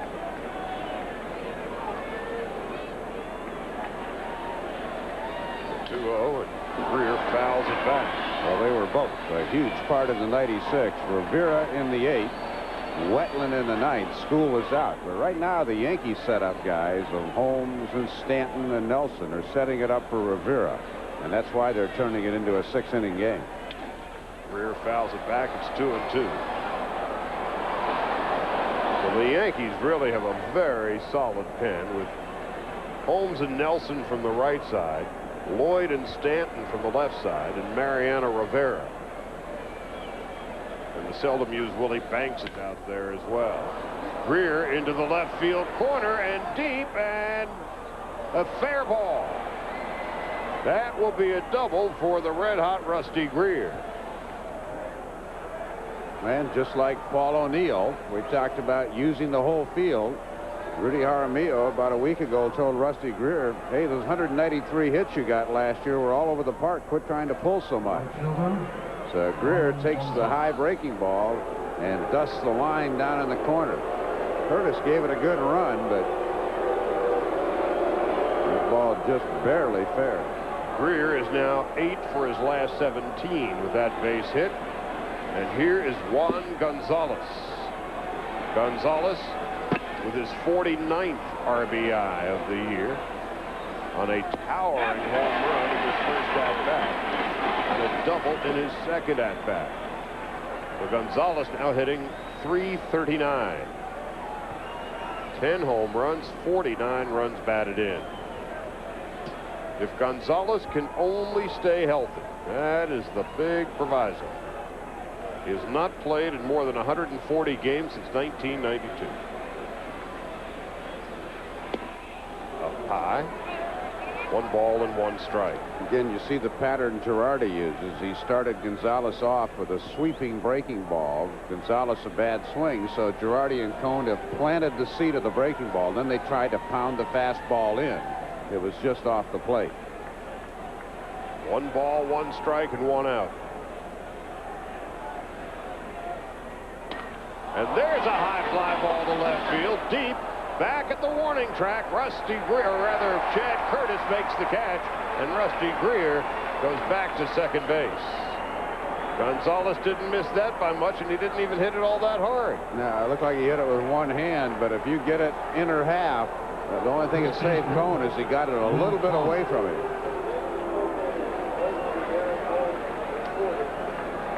You see, Gonzalez had to reach for it. Ooh, and just missed it. So Juan didn't miss his second ding-dong of the night by much. And here is Will Clark. Like Gonzalez before him, he's 2 for 2. Gonzalez has to sit, and Clark takes a ball. Will singled to right in his first or last at-bat and homered to right in his first at-bat. See if David Cone stays away from the slider. Both times Clark's hit the slider for the homer and the single. Let's see if he goes fastball splits. The 1-0.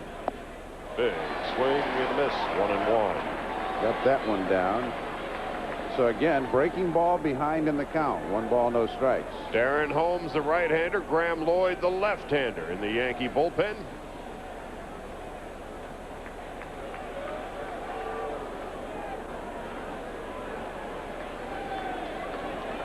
Cone checks Greer with 2 out. Sky high pop up in the infield. Derek Jeter calling off Brocious. The inning is over. 1 hit for the Rangers. They strand 1 after 5.5. 7-3 New York. Al Levine, rookie right-hander, on in relief of Rick Helling. Helling lasted 5 innings, gave up 7 runs, all of them earned, gave up 9 hits, walked 4, and struck out 1. Levine was called up last week and making his first appearance with the Rangers. Came over from the White Sox in an off-season deal. That was the one that sent Benji Gill on to Chicago, where he was supposed to be the shortstop. But Benji right now playing in the minor leagues. Laurie Thomas, a left-hander, also came over with Levine in that trade. Levine had 5 appearances in Oklahoma City, where he had an impressive ERA of 2.57 in 5 relief appearances. So the rookie right-hander will be facing Joe Girardi, and then the Yankees top of the order, Knobloch and Derek Jeter. 1 ball and no strikes to Girardi, who is 1 out of 2 tonight. Single, scored a run on Jeter's 3-run home run, and then bounced into a double play in his second at-bat. Swing gonna miss. It's 1-1. Well, I think Girardi's big contribution tonight has been at his pitch selection. I mean, you're only as good as your pitcher. You can put down the right fingers, but the Will Clark at bat last inning, 1 ball, no strikes, off-speed pitch, and then Clark's thinking off-speed, pound him inside with a fastball. And Girardi's strength is really kind of the thinking part of the game. Roberto Kelly is due back off the disabled list any day now, and when he comes back, Al Levine is ticketed back to Oklahoma City, so this may be his only appearance up here for a while. And just to conclude the thought, you can be the most brilliant signal caller in history, but if you don't have pitchers that either have good stuff or be locate, it's not going to do you a lot of good. But when you have a good staff, a catcher can make a great deal of difference. The 2-2. Checks his swings as Don Denkinger down the first baseline. Joe Girardi was Greg Maddox's personal catcher back in 1992 in Chicago, when Maddox won his first Cy Young Award. Johnny Oates, pretty good catcher in his day. Fly ball center field. Easy play for Tom Goodwin. 1 out, nobody on. Now let's go to Reese Davis. All right, Charlie, the Angels and the White Sox. Albert Bell had just put the Sox up 3-2. Top of the 4th. Big Daddy getting into one. Cecil Fielder, his 6th. He's starting to swing that good bat, hitting .339 in his last 16 games. We're all tied in the 4th. Cecil got off to the slow start in Anaheim, admitting that he was pressing for his new team in his hometown. But not anymore. Knobloch, 2 for 3 tonight. A double and a single, and he's now hitting .251. That's call strike.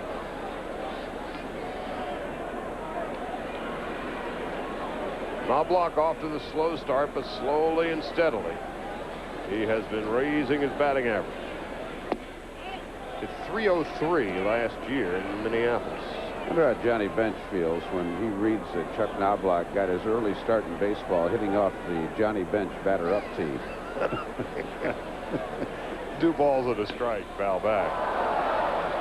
Well, I had that sensation the other night watching David Bell, remembering him 20 years ago in the Indian clubhouse, hanging around Dad Buddy. A lot of that going around right now in my career. 2 balls and 2 strikes. And Knobloch with his 3rd base hit of the night, a clean single into right field. Good high ball hitter. Levine left it right up in his eyes, and Chuck that great inside-out swing. So he's getting going. Bernie Williams is starting to hit homers, getting scary for the Yankee opponent. Jeter with a home run. Bernie with the grand slam home run. And And the Yankees with 7 runs and 10 hits. Yeah, I mean, not that the Yankees were really concerned about Knobloch and Bernie Williams, nor David Cohn for that fact, although he did have the knee tweak. But all 3 of those guys have performed brilliantly tonight. Jeter with the home run, his 6th of the season in the 2nd inning. And Derek with a little bounder to 3rd. Tatis has but 1 play. 2 out here. Let's go on to Reese Davis, find out what's going on there. Charlie, the Braves have just pounded the Cardinals. It's 8-2. They're just trying to tie that major league record for consecutive games with a homer, and Ryan Cresco gets it done. He had already hit one off the top of the wall and narrowly missed it. They tied the 41 Yankees and the 94 Tigers 25 in a row. It's 10-2.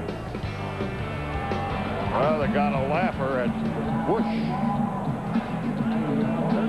And Al Levine has seen his work come to a conclusion. And we're going to take a break right here. 7-3 Yankees, still in the bottom half of the 6th. Anderson now on in relief for the Texas Rangers with 2 outs in the bottom half of the 6th. And Chuck Knobloch at second base. Johnny Oates, because his starting pitchers had done so well the last week or so, getting his pen some work with left-handers Paul O'Neill, Tino Martinez, the switch hitter Bernie Williams, and Darryl Strawberry, a lefty, coming up.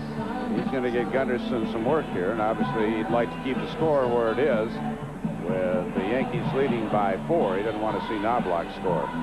Gunderson with an ERA of a half a run has pitched 8 scoreless innings in his last 7 appearances. In 15 appearances, he's given up just 1 walk. And his ERA of .50 is the lowest among all American League relief pitchers. I was just thinking about Atlanta tying that major league record of the Yankees and Tigers with 25 straight games. A year ago, all the talk was how Atlanta wasn't going to be able to hit home runs because of Turner Field. The ball wasn't carrying there. Obviously, they've played a lot of home games during this streak. Galarraga has shown that he was not just a Coors Field hitter, which if you ever watch Galarraga play, which I have over the last 4 years, usually when he hits home runs, they're well in excess of 400 feet in any ballpark. So here's Paul O'Neill, lefty versus lefty.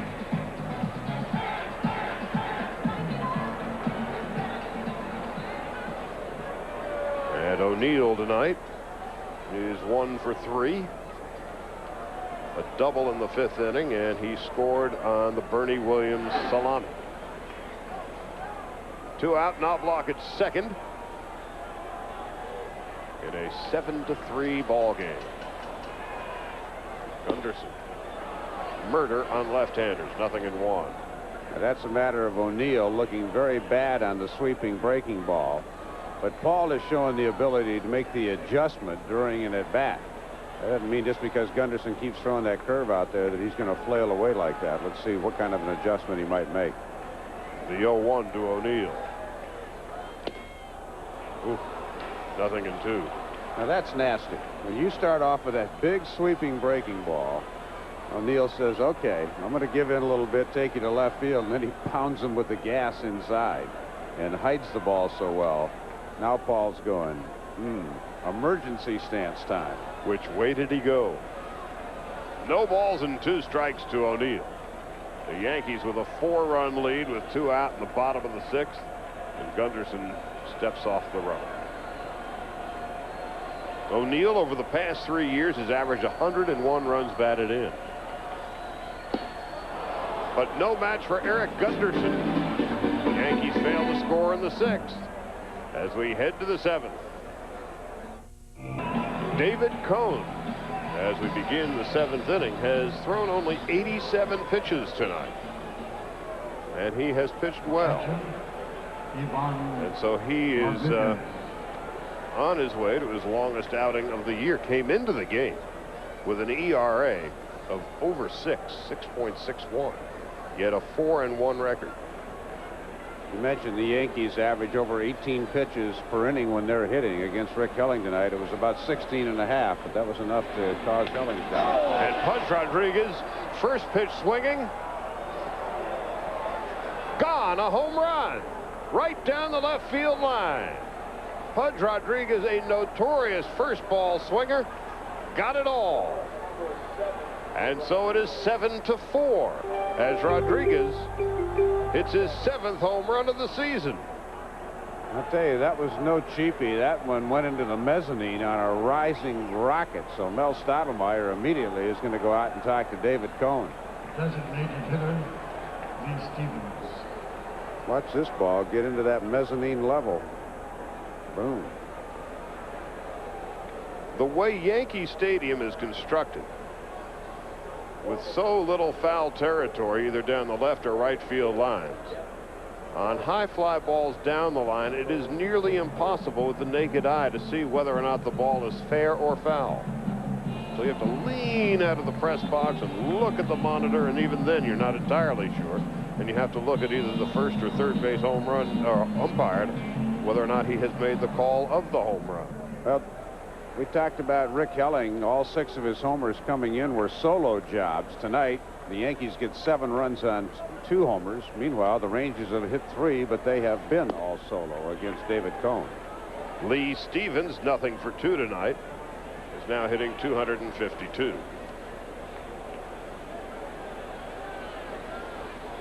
Big swing and a miss. So David Cohn has much bigger fish to fry tomorrow. Tonight he has been pitching with a heavy heart. His mother is to undergo surgery tomorrow. Stevens fouls it. His mother was diagnosed as having a mass on a lung. They believe it to be benign, but they're going in, and our prayers, of course, with David Cohn and his family. And tonight, he has found sanctuary on the hill here at Yankee Stadium. 2 balls and 2 strikes.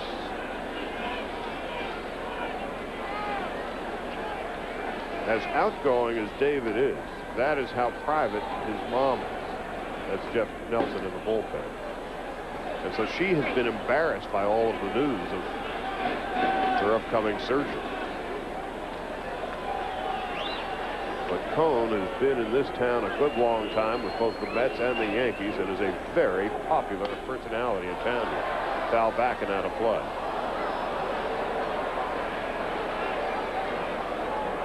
Now, some guys have not been able to handle New York. And baseball fans know Eddie Whitson had problems here. Kenny Rogers, not just a couple. But David Cohn has thrived on this city. He loves it. And there's a high fly ball into short right field. Out goes Knobloch. In comes O'Neill. O'Neill hauls him off and makes the catch.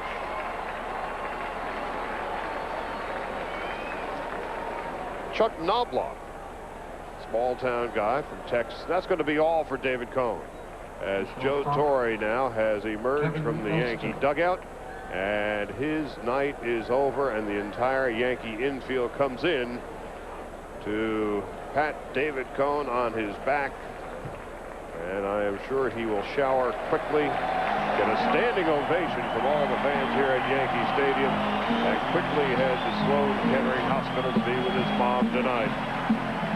Jeff Nelson on his way in when we come back.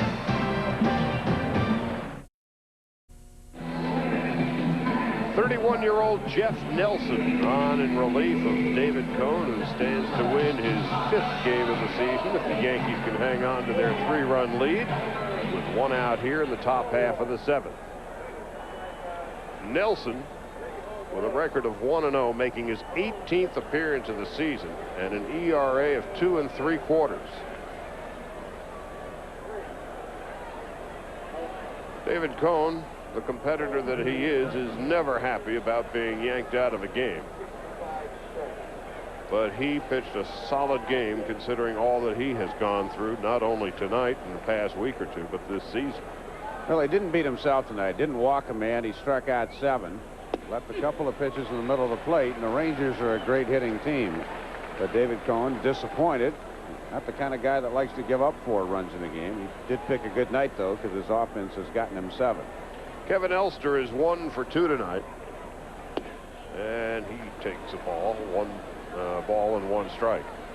Mentality of a great pitching staff is that They want to go out and pitch as close to a complete game as they can, because each one of the 5 starters takes it upon himself to get the bullpen some rest.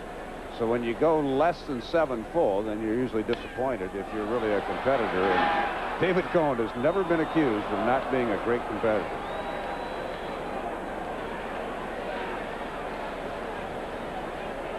Tony on his way to his 5th win of the season if his Yankee bullpen can maintain the lead, and that's something they have been most adept at this year. Yankees with a record of 25-7, having won 78% of their games.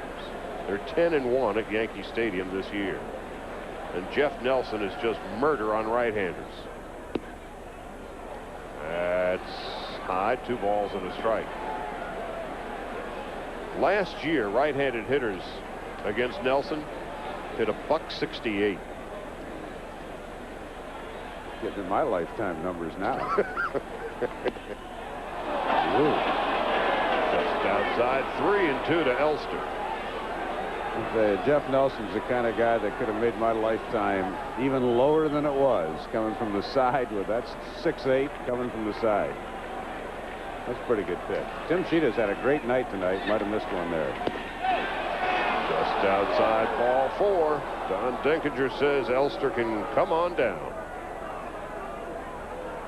Now let's go to Rhys Davis for an update. Rhys?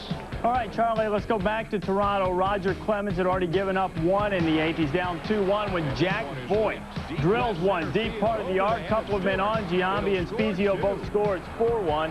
Sean Green got 1 back. It's 4-2 in the 9th. Those A's are a pesky bunch. Fernando Tatis is a scheduled hitter, please. but he Ladies is and not gentlemen. going to hit. Luis Alicea will hit for him. Pretty good job, I think, here by Johnny Oates. Tatis has been on a pretty good roll of late. He hadn't done very much tonight, striking out a couple of times. But when a guy has been hitting better like Tatis, and he's a young player, give him a little protection against a guy you figure, Jeff Nelson, he's not going to be able to handle very well. And, of course, Alicea, switch hitter, can bat from the left side and will have more of a fighting chance against Nelson, who is murder on right-handers. Ball under the knees, 1-0. Alicea, a .239 hitter. 286 from the right side, just 231 from the left. And so Tatis's night is done. 1 ball and no strikes to the veteran Alicea, an angel last year. 1 ball and 1 strike. He was an angel in the infield. Yes, he was. Played second base last year and has been seeing a lot of time at third base, sharing it with Tatis. The 1-1. Outside, ball 2. Nelson seemed to be a little unnerved on that 2-2 pitch to Elster, which Tim Sheeta might have missed. And again, Sheeta's had a terrific night behind the plate. Very few looks from any of the hitters or the pitchers, but sometimes pitchers get unnerved by one questionable call by the umpire. He's got to settle back in and focus here. Nelson, who led the Yankees last year with 77 appearances, already making his 18th appearance this year. Alicea drills it deep into the right field corner. 1 hop to the wall. Elster on his way to third. Throw to second base. He's safe there. Second and third with 1 out. On the pinch double by Luis Alicea. Well, another count where Jeff Nelson got behind and Joe Torre immediately goes out. He may want the left-hander now with Goodwin coming up and the switch hitting McLemore in behind. And so Jeff Nelson unable to do the job, walking Elster and giving up the pinch double to Alicea. And that is all for the big right-hander.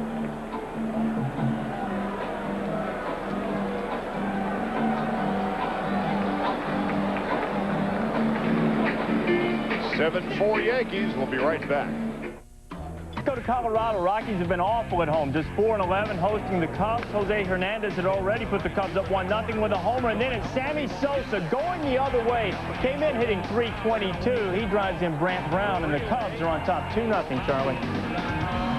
And here in the Bronx, Mike Stanton is now on in relief for the Yankees, making his 17th appearance of the season, a record of 2-0.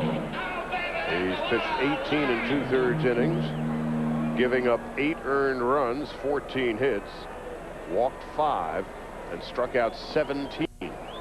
What we are seeing here tonight in the first of a 2-game series in the Bronx are the 2 leading hitting teams in the American League. Coming into the game, the Rangers had a team batting average of .303. The Yankees were second, hitting .293. And here comes 6'5", 240-pound Mike Sims to pitch hit for Tom Goodwin. Well, Johnny O's pulling all the strings early in this one. No sense saving your pinch hitters for late, because he thinks he's got an opportunity to get back in it right now. And Sims, like Lee Stevens, his counterpart from the left side, kind of a late bloomer, but he's done a good job for Texas the last couple of years. Hitting .435 in limited duty. In 23 at-bats, he has 10 hits, 2 of them home runs, 1 double, 10 RBI. And that's a ball upstairs. Mike Sims was taking batting practice the other day in Arlington with a cutoff shirt, and his arms were rippling like a lumberjack or a blacksmith. Large man, built like a linebacker. Foul back. And the ball was jumping off his bat in batting practice. You know, again, there's guys like Lee Stevens and Mike Sims. They got an opportunity early in their career to sign a professional contract. Slow rise to the major leagues, not a lot of success, but they kept plugging away. And they've made themselves bona fide major league players. And so Sims now is the tying run at the plate with 1 out. Big swing and a miss. It's 1-2. Mike Stanton, who has struck out 17 in 18 2/3 innings, now has Sims in a 2 strikes and a ball hole. Second and third. Let up, strike 3. Man, that was nasty. Well, again, Girardi plays such mind games with these hitters. He beat Sims with a fastball 1-1. And so if you're a catcher, you're thinking, as the hitter, you think, well, I got to tune up the dial to hit that fastball, and then whoops, drops the hammer on you. Baseman, just frozen. Mark McLemore. Backdoor curve and a beauty. Joe Girardi. Love the way he calls the game behind the plate. Here's Marks with McLemore, nothing out of 3 tonight. He takes a ball downstairs and in. McLemore took a call, strike 3 in his first at-bat, flied to left and bounced to short, and has seen his batting average drop to 300. McLemore in a prolonged slump. Takes under the knees, 2-0.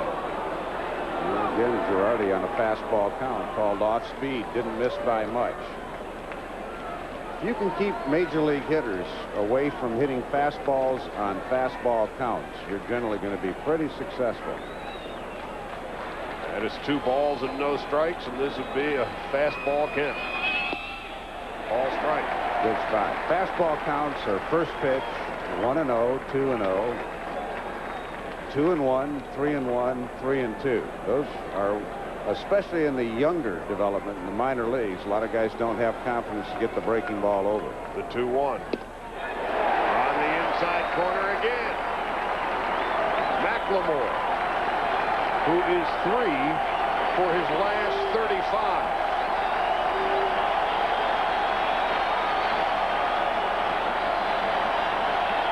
As they are wont to do at Yankee Stadium with 2 strikes, they're standing, and McLemore bursts out of his slump with a 2-run single into center field. It's a 7-6 game. Made 2 great pitches, 2-0, 2-1, and then got a fastball over the plate. And McLemore breaks out of his slump to bring the Rangers back within one. Big hit for McLemore. Looked like Stanton was going to get out of it with some great pitching, but one little mistake, and McLemore made him pay. Boom. Let him get his arms extended. And that brings up Rusty Greer. Greer 1 out of 3 tonight. And Gonzalez on deck. And Clark to follow. Rodriguez after that. But there are 2 out. Just outside for a ball. Rusty now hitting .273.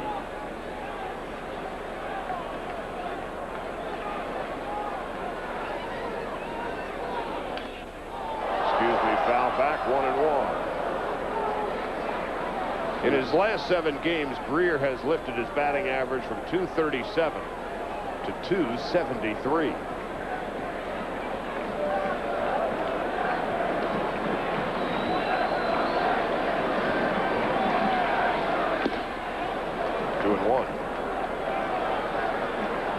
Well, an example of a major league hitter, Mark McLemore. He sees Stanton make 2 great pitches on him, but pretty good theory going around that in every at-bat you'll see 1 pitch to hit. He finally did, and he hit it. Ball 3. Big time trouble for Stanton right now with Gonzalez on deck. Obviously Stanton won't face him, so he better get Greer. We will see the 4th Yankee pitcher of the inning. 3 balls and 1 strike, 2 out. And Greer is the lead run at the plate. Swung on and missed, strike 2. Darren Holmes is warming up in the Yankee bullpen, the right hand.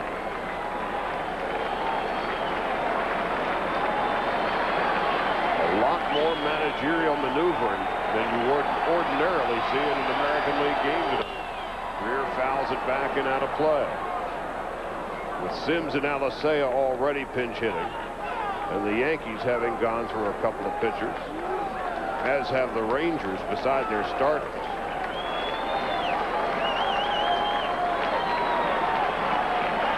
The 2 leading hitting teams in the American League are belting each other around. Hard hit to second base. Knobloch's got the ball and the play, and the inning is over. But the Rangers make a game of it again, scoring 3. 7-6 in the 7th inning stretch. Into the home half of the 7th inning. The Yankees with a 1-run lead as the Rangers got back into it with a 3-run 7th. Mark McLemore with a 2-run single, the big hit. And on Sunday, 11 o'clock Eastern time, Boomer, Dan, and Bob will be hosting the 20,000 90-minute special edition of Sports Center. And it's quite remarkable. 20,000. What a long, strange trip that's been. You've done a few of those. Figured it out not too long ago. I guess somewhere about 2,200 of them. It's about 10%. And Boomer was there. And Bob's done, I guess Bob's done about 4,000. Dan's up around 2,000. Chris did his 2,000, I'm sure. And here is Martinez with a fly ball to right field. That brings up Bernie Williams, and in his last at-bat, Bernie Williams with 1 home run on the season, doubled with a grand slam home run, 406 feet away. They intentionally walked Tino Martinez, and oh, what a mistake that was. Well, it's a 1-run game right now, and I mean, I'm sure Johnny Oates had his reasons, but again, with this Yankee lineup, especially the middle of it, unless you're planning on making some pitching switches, you're not really getting out of the frying. Not out of the fire. You're just getting deeper in here. You're just getting deeper in. Either way, you're going to get hurt. No way. You're just going to get hurt. The Yankees have 6 hitters tonight hitting 300 or better in their lineup, and Bernie takes a ball. By the way, Alicea stayed in at 3rd. Sims went to left, and Greer goes to center. Those are the defensive changes for the Rangers. The Yankees can win any old way. They'll stretch that out to 1- and 2-run games. They're 12-1. easily the best in baseball, but just about every record they have, night games, day games, home games, road games, turf, grass, they have the best in baseball. Yankees have won 10 of 11 here in the Bronx. They're 21-0 when they lead after 6, as they've done tonight. They're 20-0 when they scored 4 or more, as they've already done tonight. And Birdie takes a strike. It's 2-1. Good changeup from Gunderson. 2 balls, no strikes. Pudge going off speed on a fastball count. The way this season has gone for the Yankees, 25-7. They can win by football scores, and they can win by soccer scores. Yeah, it was a week ago tonight. It was 15-13 against the same Texas Rangers, and then last night a 3-2 game.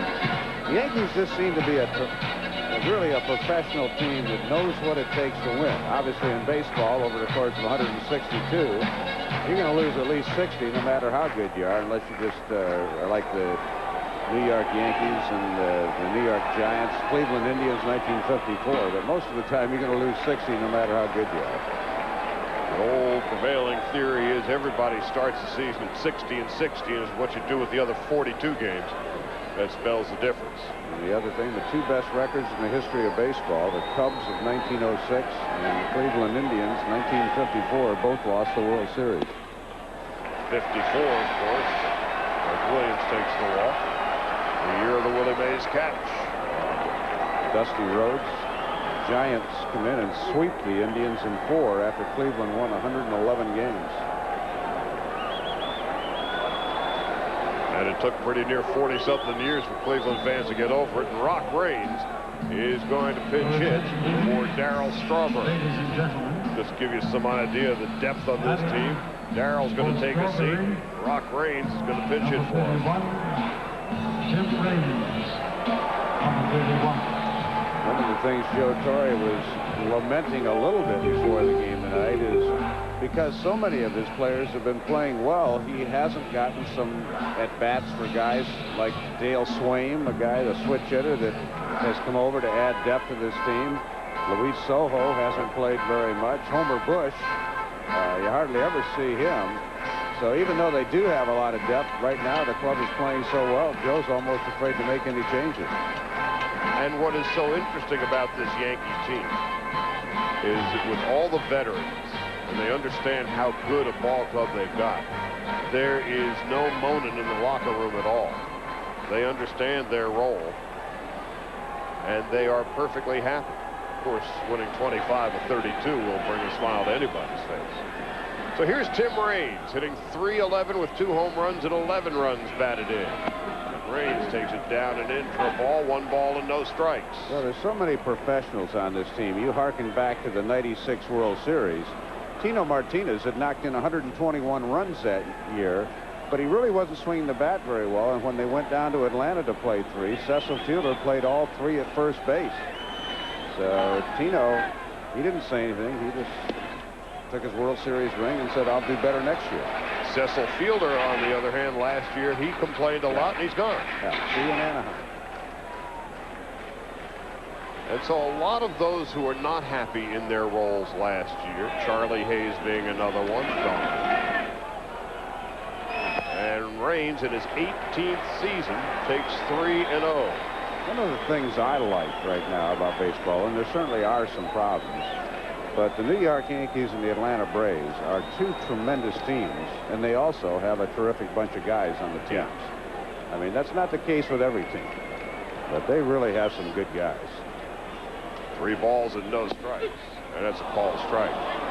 20 years ago here at Yankee Stadium, one of the great ball clubs of the century, the '78 Yankees, coming from behind as they did, the Bucky Dent home run in Boston, winning the World Series from the Dodgers, was about the nastiest locker room you'd ever want to walk into. There were fighting factions from one end to the other. Foul ball off to the right side and out of play. There was Reggie. There was Thurman. There was Nettles. And then you had Billy Martin. And you just did not want to walk into that locker room. But once they got out on the field, that was another story. Well, I think a lot of the credit has to go to Joe Torre and his demeanor, but don't forget, also, Buck Showalter kind of got things turned around here, and he wanted professional players with professional attitudes. And really, this Yankee resurgence began around '93. And that's ball 4. And so Bernie Williams doesn't have to bother to slide.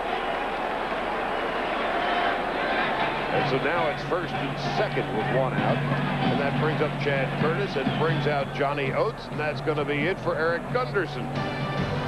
7-6 Yankees in the bottom of the 7th.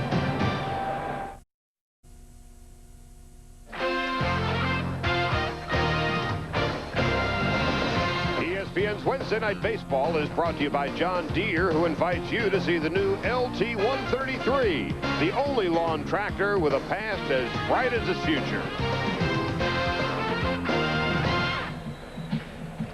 Tim Crabtree now on in relief for the Texas Rangers. And for Crabtree, his 13th appearance of the season. In 14 2/3 innings of work, he has given up 9 earned runs, 16 hits, walked 5 and struck out 9. And an ERA of 5.5. And he gets to face Chad Curtis and Scott Brocious and Joe Girardi if things keep going. First and second with 1 out at the bottom of the 7th.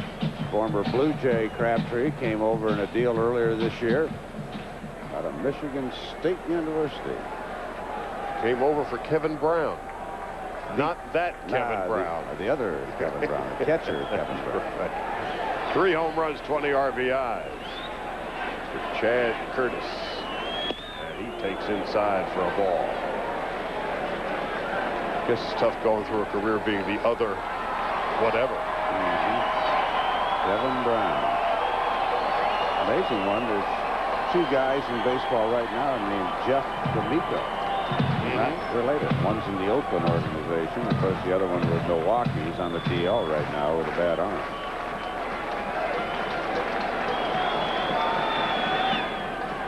One ball and no strikes to Curtis. Crabtree 6 feet 7 inches. Here's the pitch. Grounded to first base. Clark throws to second, on to first. Safe. Curtis beat it out. Crabtree covering at first. So it's 2 out on the fielder's choice. Well, again, just a little thing to keep the inning alive. Curtis hustling down the line, just barely beats the relay from Elster. Good hard slide by Raines. That made Elster step aside a little bit. Didn't get quite as much on the throw as he would like. And you see Curtis just barely beat it. Now, if Brocious can get a hit here, again, that'll just be one of those little things. Actually, 2 little things. The hard slide by Raines and the hustle by Curtis to prolong the inning. Brocious tonight is 1 for 3. He singled in the 4th inning. Flied to left and popped to short. Brocious takes low and away for a ball. And even if he doesn't get a hit here, it extends the batting order to the point where, you know, Girardi would lead off next inning. They might pinch hit for him, but then you get a better chance to get back to the middle of the lineup next inning. The 1-0. Brocious takes under the D's. Kenny Rogers, for whom Brocious was traded, was so happy to get out of New York and toil in the relative anonymity of Oakland. Brocious, on the other hand, couldn't wait to get out of Oakland and be surrounded by the stars here in New York, and has elevated his game again to where it once had been. Brocious takes a strike. It's 2-1. Brocious hit a paltry .203 last year, but in '96 he hit .304, and he's capable of hitting home runs. He had 22 in '96 in Oakland. 2 balls and a strike, 2 outs. Runners at the corner, 7-6 Yankees. Brocious fouls it off to the right side, 2-2. Brocious also led the American League in batting with men in scoring position in '96. So again, if you're going to make a trade for a guy, he probably wouldn't have been available last year. Certainly not for Kenny Rogers anyway. But after the season last year, with Brocious having the bad year, more expendable. 2 balls, 2 strikes, 2 outs. Runners at first and third. Crabtree gets a sign, delivers, foul tip. Scott Brocious from Milwaukee, Oregon. Never saw a major league game in person until his first spring training camp with the A's back in 1988. But the Yankees rave about his consistent defensive play at third base. 2 balls, 2 strikes, and 2 outs. Crabtree checks and delivers. Down low, ball 3. There goes the runner. We're going to have a play at the plate. And now Williams is hung up at third base. The throw, and he is tagged out at third by Alicea. The double steal fails in the Yankee 7th inning. They fail to score 7-6 after 7. Yankees nursing a 1-run lead. Darren Holmes, the right-hander, is now on in relief for the Yankees. And Holmes is making his 12th appearance of the season. He's pitched 13 1/3 innings, given up 4 earned runs, struck out 10, walked 7, and brings in a 2.70 earned run average. Well, you know he's tough after pitching in the pitcher's purgatory, Denver, for 5 years. He survived that, and that's a tough place to pitch. There's no question about it up there in Mile High City. But Darren Holmes, good fastball, good overhand curve, slider. If he's got them all working, he is really tough. He's got a great breaking ball.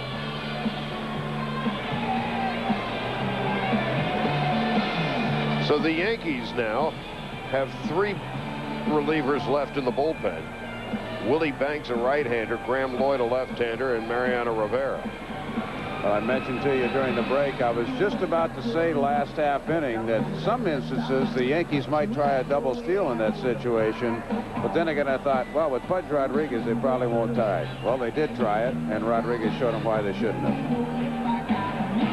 And the Rangers still have 4 pitchers remaining in their bullpen. Left-hander Scott Bales and 3 right-handers, Xavier Hernandez, Danny Patterson, and John Wetland. Texas has but 2 bench players remaining, Domingo Cedeno and Bill Hasselman. The Yankees have 4 bench players remaining, Homer Bush, Luis Sojo, Dale Swaim, and Jorge Posada. And so that brings up Juan Gonzalez, who smacked his 10th home run into a far distant place, about 420 feet over the left center field fence, into the bullpen area in the 2nd inning. And he takes a ball. Gonzalez 2 out of 3, hitting .338. Holmes gets the breaking ball over in a good spot. He can get Gonzalez out. But he's missed twice, and he's down 2-0. The Rangers have won 5 games in a row. They won 3 of 4 from the Indians. Gonzalez fouls it off. Well, this task shouldn't be too daunting to Texas. Again, last Wednesday they were down 9-0. They battled all the way back to 13-13 before losing it. They'd hate to come back again. They've already scored 3 in the 7th and fall short. 7 runs, 10 hits for the Yankees, 6 runs and 9 hits for the Rangers. Neither team has made a miscue. Outfield straightaway and deep, and Gonzalez fouls it back. Will Clark on deck, Pudge Rodriguez to follow. Well, Holmes got even with a fastball that sailed and then a high fastball. Again, his best pitch is, he calls it a slider, but it looks as much like anybody's curveball as you ever want to see. Let's see if he gets it here. 2 balls and 2 strikes. Gonzalez leading off the 8th. Foul back and out of play. Came with the gas again.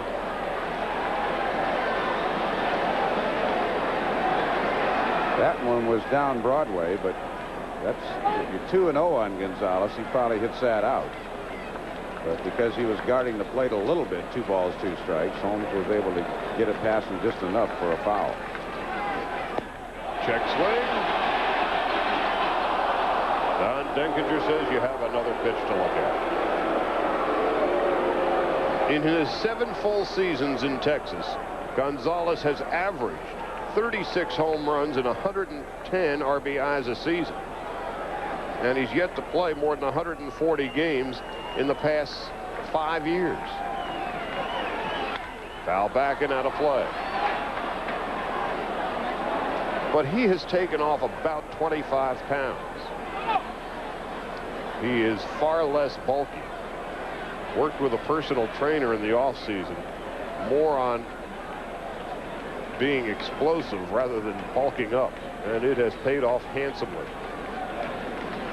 Here's a 3-2, and again, foul back and out of play. Well, when he was pushing the barbells, he got up as much as 255. But back in 92 and 93, when he hit 40-plus home runs, he wasn't that big. It sometimes amazes me when these guys get big and strong. They don't seem to be content to hit them, you know, 450. They want to hit them 550. Mark McGwire. 3 balls and 2 strikes. We do it again. Popped up into short center field. Williams coming on, and Jeter calls him off to make the catch. Well, Holmes picked a good time to finally get his first breaking ball over. He dropped a slider on him, and it was in the middle of the plate. Gonzalez out on the front foot. First baseman, Will Clark. And here's Will Clark, who's 2 for 3. Clark with his 7th home run of the season. He and Gonzalez hit back-to-back home runs in the 2nd inning. Will now hitting .326.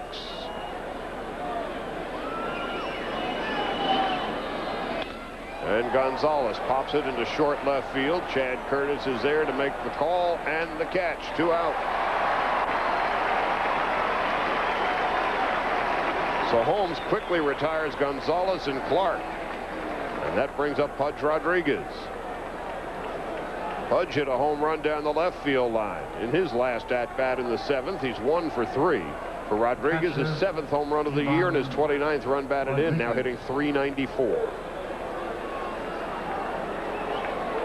Well, Girardi must have a thought here, because Holmes all of a sudden is in a pretty good groove. Usually a catcher will let that pitcher go ahead and continue to work, but I think he just wants to get a little thought process across to there. And they were together for 3 years in Colorado, so they certainly are aware of each other. And maybe Girardi was told to stall, and Torre coming to the mound. Maybe he wants Rivera for 4 outs. So that's what Girardi went out for. Torre gave him the motion to stall, and they want a pitcher. Joe Torre says, good job. Thank you very much. Parting gifts for Darren Holmes.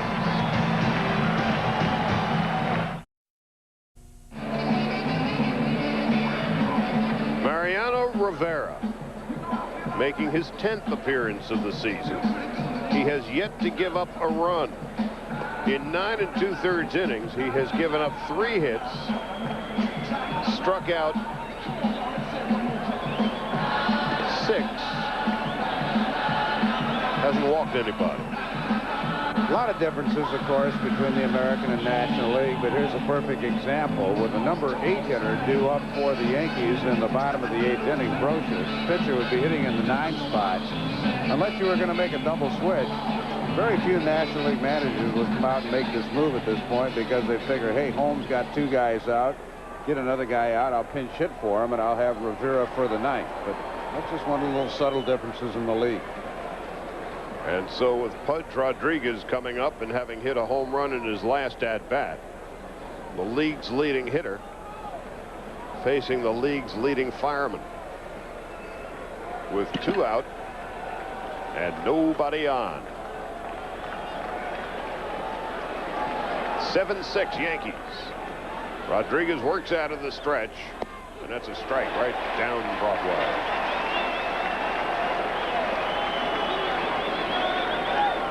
Rivera last year became the man when John Wetland signed with Texas. And he adapted perfectly. Just upstairs, 1 ball, 1 strike. Talk to scouts around baseball, and they still seem to be amazed that Rivera gets people out on a consistent basis. But hey, it's 95 miles an hour with an easy motion. That ball really gets on top of hitters in a hurry. Down the right field line, foul. 1 and 2. Throws about 90% fastballs, although Joe Torre said his slider's been getting better with each outing. Last year, in 66 appearances,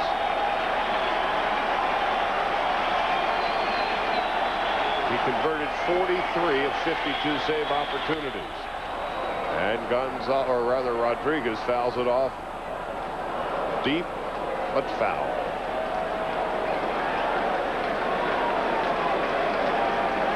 Coming into the season, Rivera in 246 in the third innings had recorded 249 strikeouts. And now it's 1-2 to Pudge Rodriguez, and Rodriguez is going to step out. Lee Stevens is on deck. Here's the 1-2. Down the right field line into the corner. One hop off the wall. Rodriguez on his way to second base with a double and 2 outs.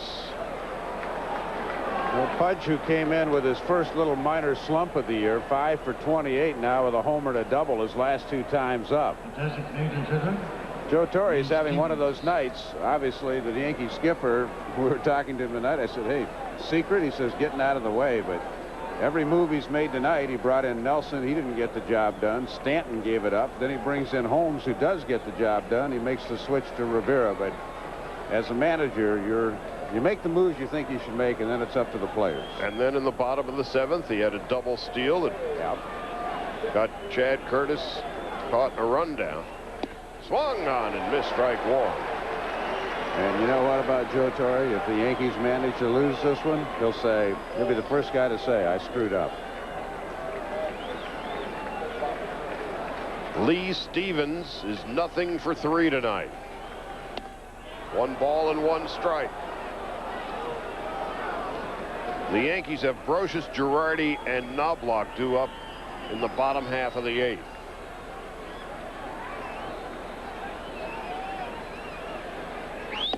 Just inside and low, 2-1.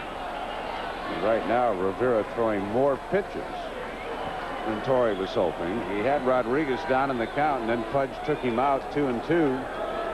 Fouled a couple off. Now he's behind Stevens. Pitch count's important for a closer, especially if you want to use him again tomorrow. 2-1. 2-2.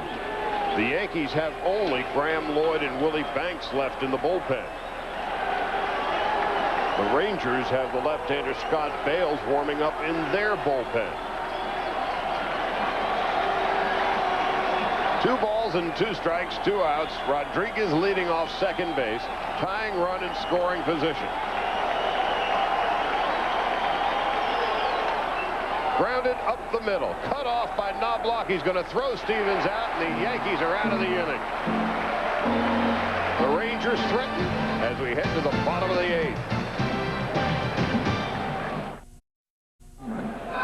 Charlie Steiner along with Dave Campbell as we head to the bottom half of the 8th inning at Yankee Stadium in New York, and the home team leading by 1. And with the Yankees leading and the Red Sox trailing in their game, the Yankees now are just an inning away from expanding their lead to 4.5 games. And you have to feel for the Red Sox. They have done everything conceivable. They've won in magical and mystical ways this year, and they keep losing ground. Yeah, and with Nomar out for anywhere from 10 days to 2 weeks, I mean, that guy, I mean, Mo Vaughn is, you know, the heart and soul of the Red Sox and has been, but Nomar Garcia-Parra is one of the great players in the game. And, you know, sometimes you can go through a 10-game span. I mean, like the Yankees went through 15 days with Rivera on the DL and never blew a save, but other times it catches up with you immediately. Scott Brocious to lead off against Tim Crabtree here in the bottom half of the 8th. Brocious is 1 for 3 tonight, hitting .310.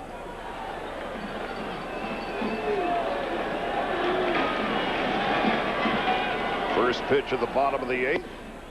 Check swing. Ball 1. I could care less. So we're seeing a lot more managerial moves tonight than you normally would see in an American League game. Yeah, I agree. side, 2-0. Well, the co-managers of the year in 1996, Joe Torre and Johnny Oates, matching wits here tonight. I think each of them, if they had things to do over, probably wouldn't do it the same, but they have to make the first guess. But I do not think I would have walked Tino Martinez intentionally, and I'm not too sure I would have taken Darren Holmes out in that situation the way he was pitching, but ball 3. I don't get a vote. Doug Melvin down in Texas and George Steinbrenner did not ask me to be their managers, so I don't get a vote in this situation. The Yankee Brain Trust.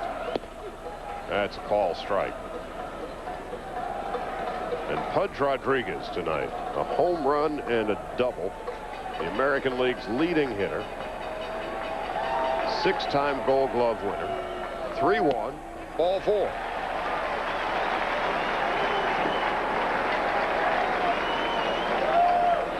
So Brocious leads off the bottom half of the 8th. Brocious has stolen 2 bases this year in 3 tries. But again, when you have somebody like Pudge Rodriguez, the man with the golden arm, not likely to run now unless it's some kind of a hit and run. Here's Joe Girardi. 1 for 3. We'll see if Joe probably plays for a run and has the bunt in order here. Yeah, he does. That's a ball as Girardi takes back.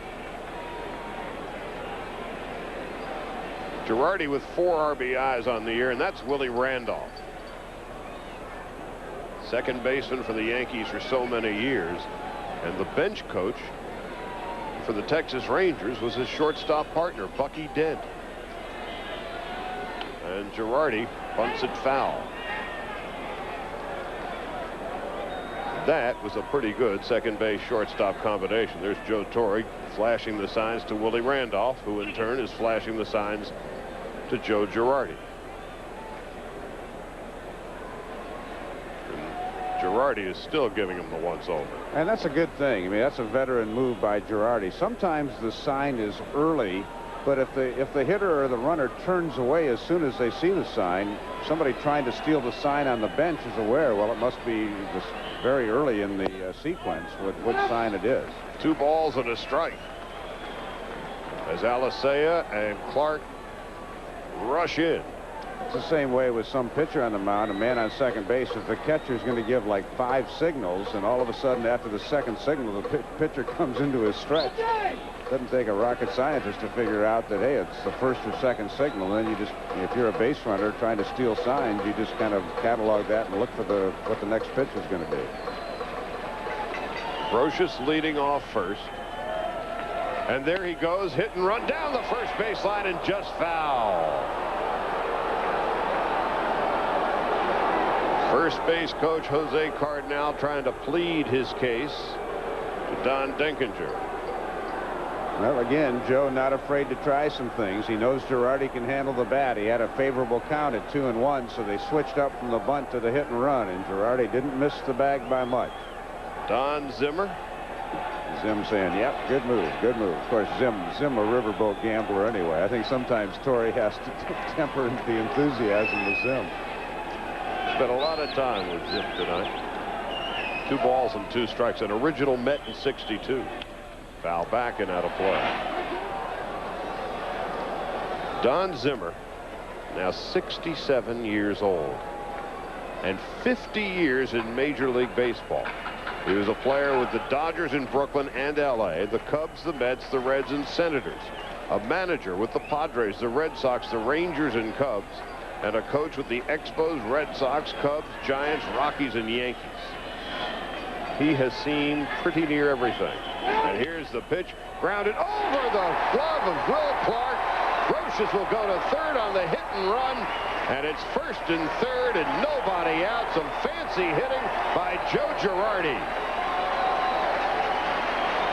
A lot of calls in the New York area that Jorge Posada, who's a fine hitter, ought to be the regular catcher for the Yankees every day. But Joe Girardi does so many little things as a player, defensively, hit and run, bunt, Those things for a club like the Yankees really do pay off. Posada's going to get playing time, and he will be the catcher of the future for the Yankees, and he's getting a lot of playing time this year, but Girardi's not ready to go out the pasture yet.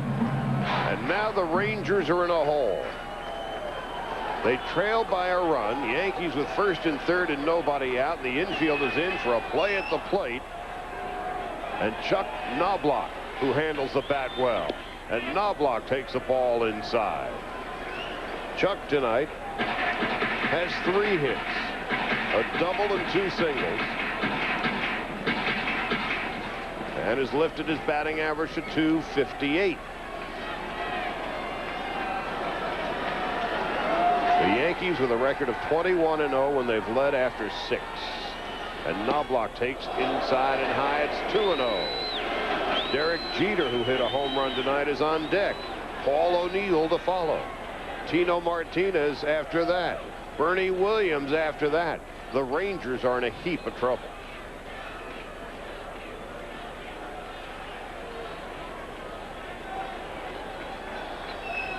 Knobloch, the key hitter in this sequence now. The 2-0. Call strike just across the inside corner.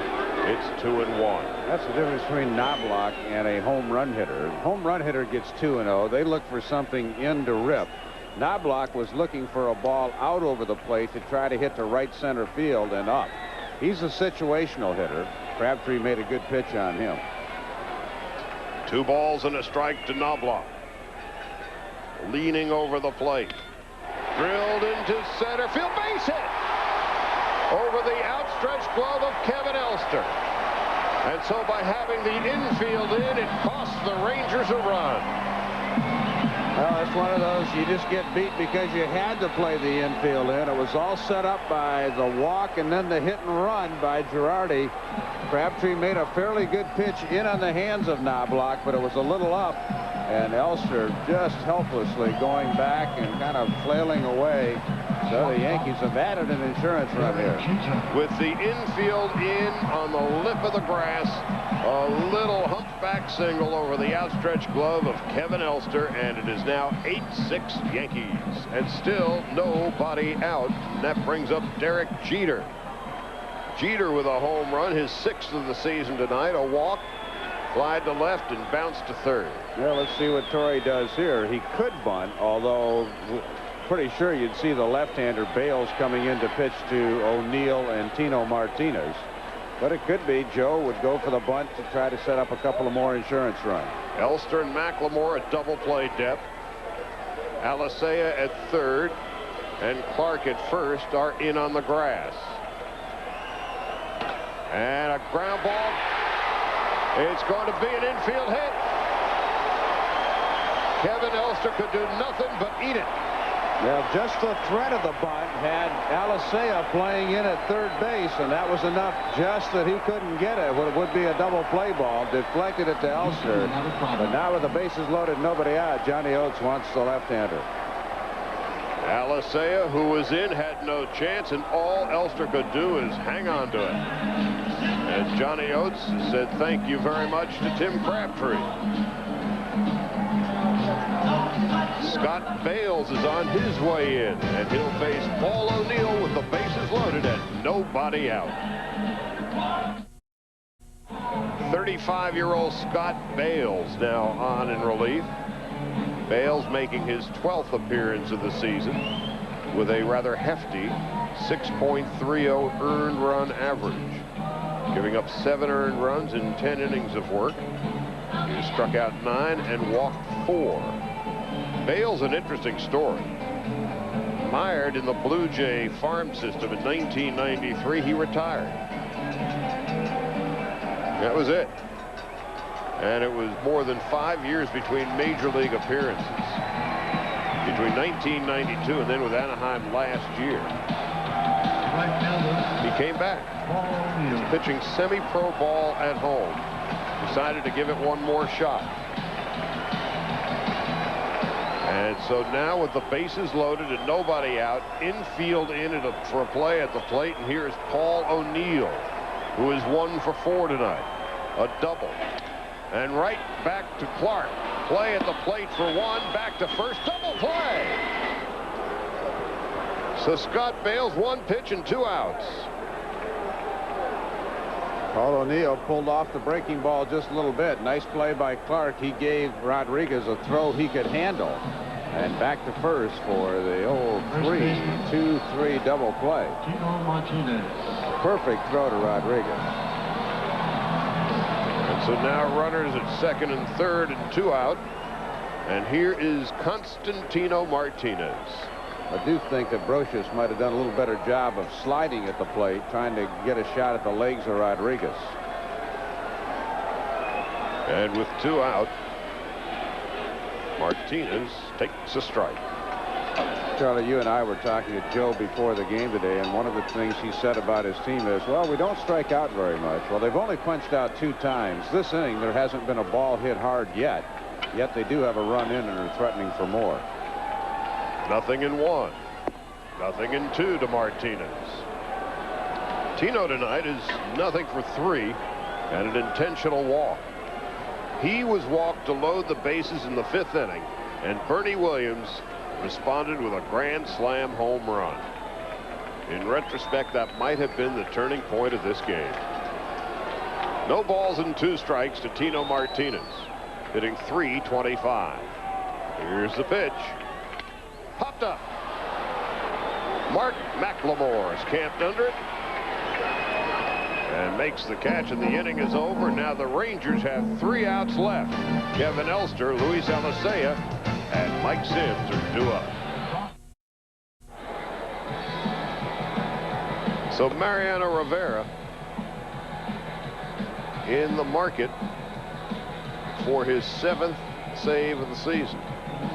And he will be facing Kevin Elster, Luis Alicea, and Mike Sims in the top half of the 9th inning. The Yankees with a big insurance run in the bottom of the 8th that takes the Rangers' chances of a sacrifice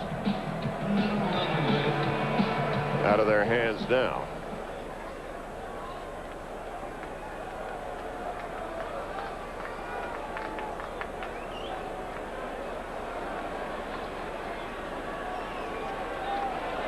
Elster tonight is 1 for 2 and a walk, hitting .244. Home plate umpire Tim Sheeta as they look down the left field line.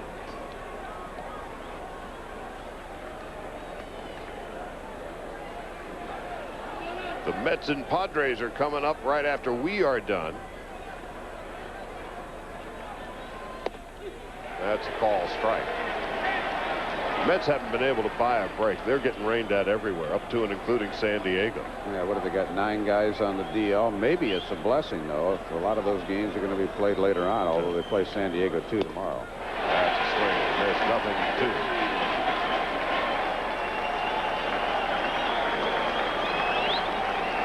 2. No balls and 2 strikes to Kevin Elster. Alicea on deck. Bob Carpenter and Joe Morgan will have the call of the Mets and Padres from Paul Kahn. Just outside. 1 ball and 2 strikes. Mets in desperate need of a catcher. Picked up Rick Wilkins yesterday from Seattle for a minor league pitcher. 1 and 2. Swung on and missed, strike 3. So Elster strikes out for the 2nd time tonight. And that brings up Luis Alicea.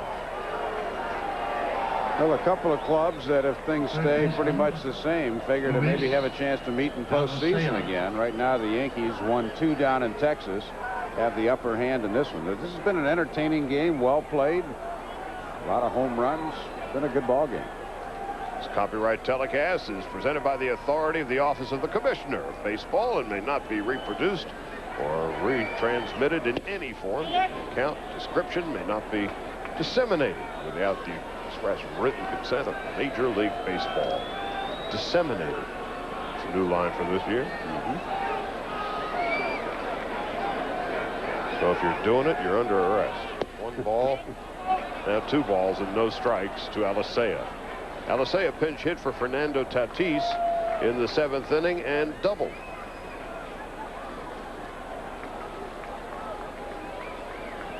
Here's the 2-0. Down the first baseline, off the glove of Tino Martinez and into the crowd for a ground rule double. So Luis Alicea, 2 for 2 and 2 doubles. And now Rhys Davis. Rhys? Charlie, you mentioned we get to the Mets and the Padres, and we will, and the Mets get themselves a break. Carlos putting the bye into Baerga. A 3-run job in the top of the first, and the Mets have jumped on San Diego 3-0. Mets have been waiting for 2 years for something like that to happen with Baerga. Yeah, Joey Hamilton continues to have horrible first inning problems, and Dave Stewart, the pitching coach, is starting to lose patience. Hamilton figures to be their number 2 starter behind Kevin Brown, but he's had the first inning blues all year. You don't want to make Dave Stewart cranky. No, I wouldn't think so. Here's Mike Sims, and he takes up high for a ball. They scored that a base hit. Last night, Tino got hooked with 2 errors, dropping pop-ups. Normally sure-handed. That ball got past him. It was a tough in-between hop. He was handcuffed. Sims hitting .417 with 2 home runs and 10 RBIs. At 6'4" and 240, he's got a good deal of power. Swing and a miss. 1 ball, 1 strike. That's the fastball from Rivera. It's up in your eyes. It looks big, but you just don't catch up with it.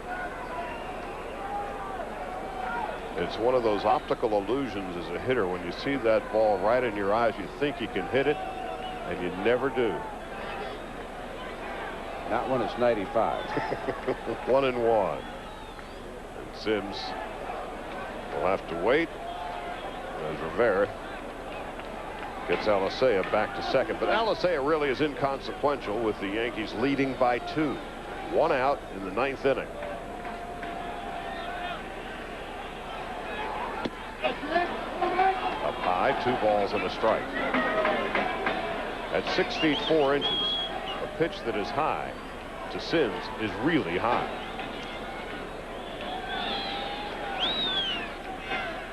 Facially, he looks like a young McGuire, doesn't he? Yeah, a little bit. He looks a little bit like Dean Palmer, who used to be here in Texas. Pretty good trade last year for both teams. Palmer's gone over to Kansas City and played very well, and Tom Goodwin's given this club a spark this year. Offensively and defensively.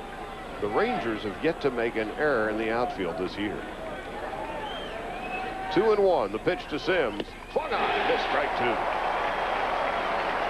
Mark McLemore on deck. That easy motion, and that fastball just jumps on you.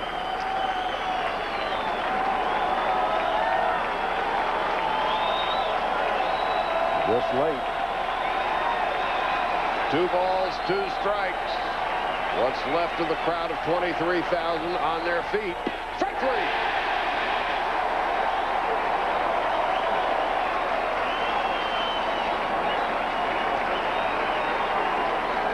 When Mariano Rivera began his career in the Yankee organization in 1990 in the Gulf Coast League with Tampa, at the age of 19, he had an earned run average of .17. Struck out 58 and walked only 7 when he was 19. And McLemore takes inside for a ball. McLemore 1 out of 4 tonight, an RBI single in his last at-bat. Just a little point, but tonight, the Rangers have struck out 10 times. The Yankees, too. It's been the Yankees' ability to put it in play that's kept several innings alive. And there's a looping line drive into left field, base hit. They're going to keep the runner at third base. Well, good job by Jerry Narron. Good job by Chad Curtis running that ball in. He didn't really care if they sent the runner Alicea in, but he wasn't going to let the tying run McLemore go to second base. And Rusty Greer, who has a habit for late inning heroics with home runs, will get a chance to do something big here. And here is Rusty Greer. Greer is no stranger to being a hero. In the past 3 years, he has had 12 final at-bat game-winning hits for Texas. Up high for a ball. And tonight, Greer is 1 for 4. He doubled to left in the 6th. 1 ball, no strikes. Grounded weakly to second base. Knobloch's got it. The throw to first. The game is over. And so the Yankees hang on to beat the Rangers 8-6. This has been a presentation of ESPN, the worldwide leader in sports. For Dave Campbell, Charlie Steiner saying goodbye from Yankee Stadium.